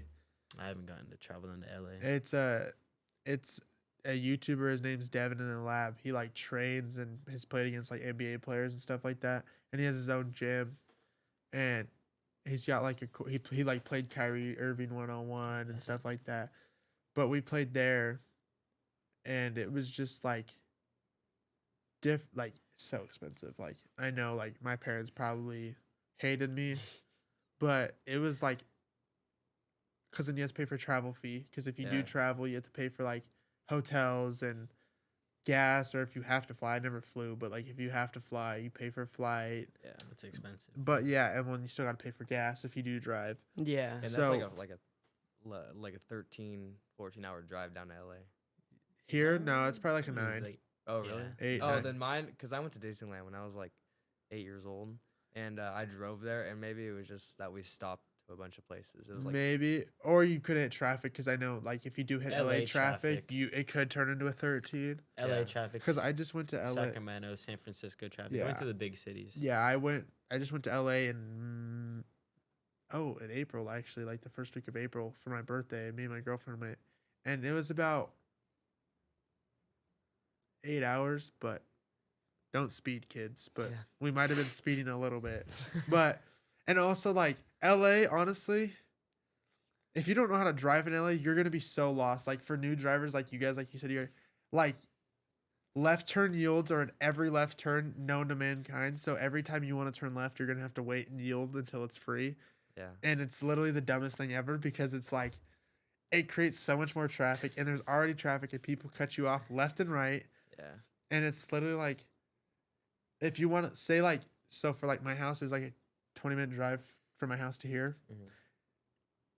And it was only like 11 miles. 11 miles in LA could take you potentially like 40 to 50 minutes. Like you could be Yeah. in traffic for that long. Like Oh, you like, Wow. And it's kind of like, it's nice because it's like there's so much to do in LA, but it's also like if you're like visiting, you have to plan out your day in LA because of traffic and like what times to leave. Like you don't want to leave at like 8 or 9 because you will hit traffic. And then you don't want to like be leaving wherever you're at like 4 or 5 because 'Cause you you're gonna will hit be in traffic. traffic. So you want to leave at like 8 o'clock at night. So then you got to map out what you're gonna do.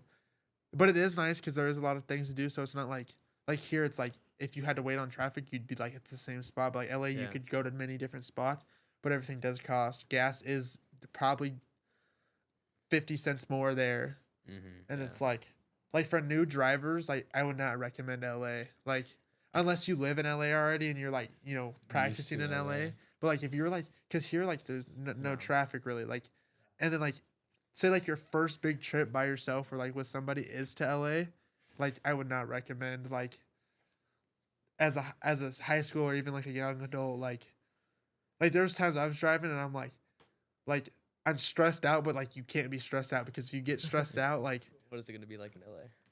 oh no, it's like an accident kind of like, and there's so many accidents. People don't know how to drive, and it's kind of like, and it's also like you have to cut people off because if you don't, like people will cut you off, and you'll end up in It's the like front. eat or And, be eaten in yeah, LA. yeah, and it's cool. Like I like LA, but it's kind of like, and you're in like stop and go traffic. Like if you hit traffic, like you might be stopped. Like sometimes, like when I was there, we got stopped, and I was like, I think I could get out and run to my destination faster than if I waited in this car, because that's how. But like probably not. But like Yeah, that's how it feels. yeah, and like yeah, and you see so many different people, like different like not judging or like just different. Like people just live so different. Like Yeah. like I felt like we were going to a thrift because like I like to thrift a lot. Like that's probably another hobby if I like fashion, yeah. But like we went to a thrift store and like my girlfriend's like, oh, I have this one in Studio City, and I was like, I don't have the money because Studio City is like where like producers and act like where you have money, and she's like, well, let's just go and see if there's any. We walked in for just a normal pair of like jeans like that are like it was like $300, and I was like, I don't. And then the security guard, I walked in, the security guard has like a Cuban link blinged out. He's got like a Rolex on his wrist, and I'm like, yeah, I don't fit in. I was like, I'm just in like jeans and a t-shirt, like I don't fit in here. Yeah. And it's like, and then parking is horrible anywhere you go in LA. Like it is so bad. Like, cause then like I know we went to like this coffee shop that she wanted to go to, and we parked on the street because the parking like for the coffee shop, cause it's like they're along the street, so then there's like a parking area, and it was full cause like it's busy, and so you have to park on the street, and then you have to pay for parking, like parking meter, like you never use those here because those don't exist here, but in LA they do, and it's like now all of them take tap. Well, of course, the where we were at, they don't take tap. Now they take coins. So who just coins. carries coins nowadays on them? So she didn't know how to use it. I'm like, you just put the coin in and then like for however long you want, and it'll tell you. And we're doing it. And it was the most pain in the butt to get out, like, because there's so much traffic because it was like a main road. Yeah. 20 minutes till you got out. Like, you're just waiting because then, like, okay, the light going straight stops, but then the turn light goes and there's still 40 cars wanting to turn left or right or whatever. And so it's just, I feel like it's something everyone should experience though, but it's like something that's like, that's what you dread going to LA. Yeah. Yeah. But so, like, well, anything else, guys? can I ask one question real quick Yeah, before? 100%.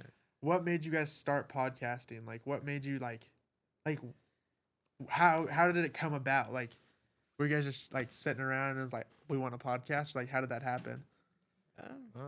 Well, I mean, I think Devin should probably, because he's Yeah. been here the longest. Do it from the top, Nick? Do it from the top. but like summarize it. So when, like the whole story. I mean, just how we all got here. I mean, how we all got here. Summarize. So, I guess basically it all kind of starts from Seabass. He works at the school we all went to, and he was kind of like an aide. And it started from this group we called Ninja Warrior. You know, are you familiar with the show? Yeah. Ninja Warrior. Yeah. Yeah. So on the playground, we would create courses. We would do workouts, Mhm. and I think that's how it all started. Then we like got into sword fighting. He bought like little foam swords for his after-school classroom, and we like started esports there, and it was just like new opportunities after new opportunities. Podcasts kind of blew up, Yeah. and we kind of you've seen the state our generation is in. Yeah. So it started with the idea of the second Renaissance. You know how the first Renaissance, Yeah. you know, the world was horrible. It was like the Dark Ages, and then we kind of like the world reverted back to older like philosophies and stuff. Yeah.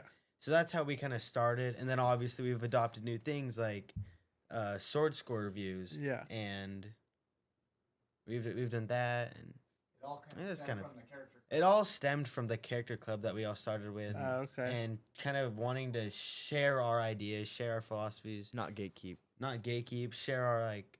CBS teaches us financial literacy from like 6th grade. We were learning how to invest in the stock market, so we wanted to share this information with like the newer generations and Yeah. everybody. And we wanted to get guests on like you.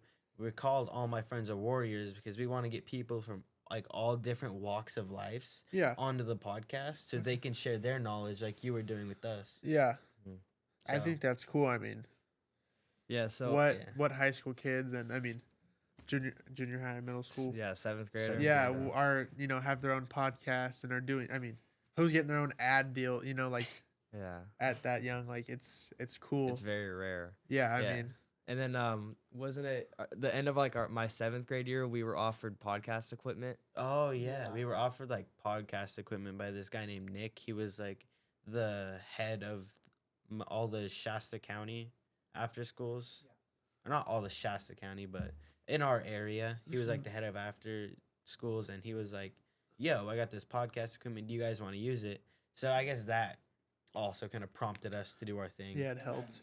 Your mom, Devin, asked me, "What are you guys gonna do the podcast on?" And I just thought, "Well, we can do it on character. That's what I've been teaching these boys since they're little." Yeah, yeah, And characters full circle, so that's why we have so many things to talk about. right. Yeah, So You can find character. You can find virtue in every single walk of life. I've coached these guys like what in every sport Every Yeah. sport we've been coached by you since we were little. up until now. High school, I still coach them. So. Yeah, he's came out and coached at Shasta High School. He coached the Okay. freshman football team.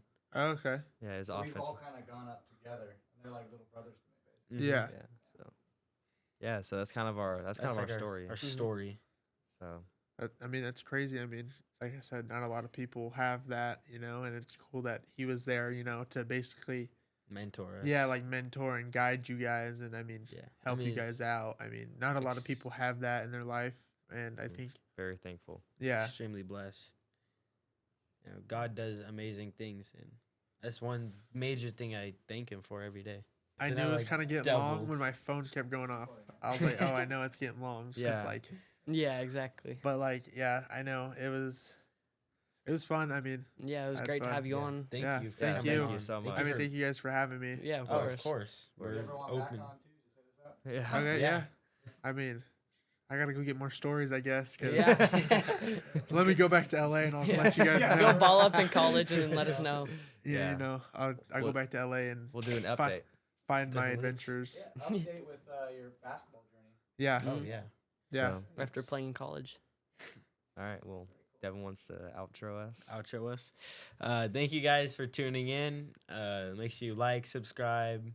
Go follow us on Insta. Thank you guys for tuning in. Peace out.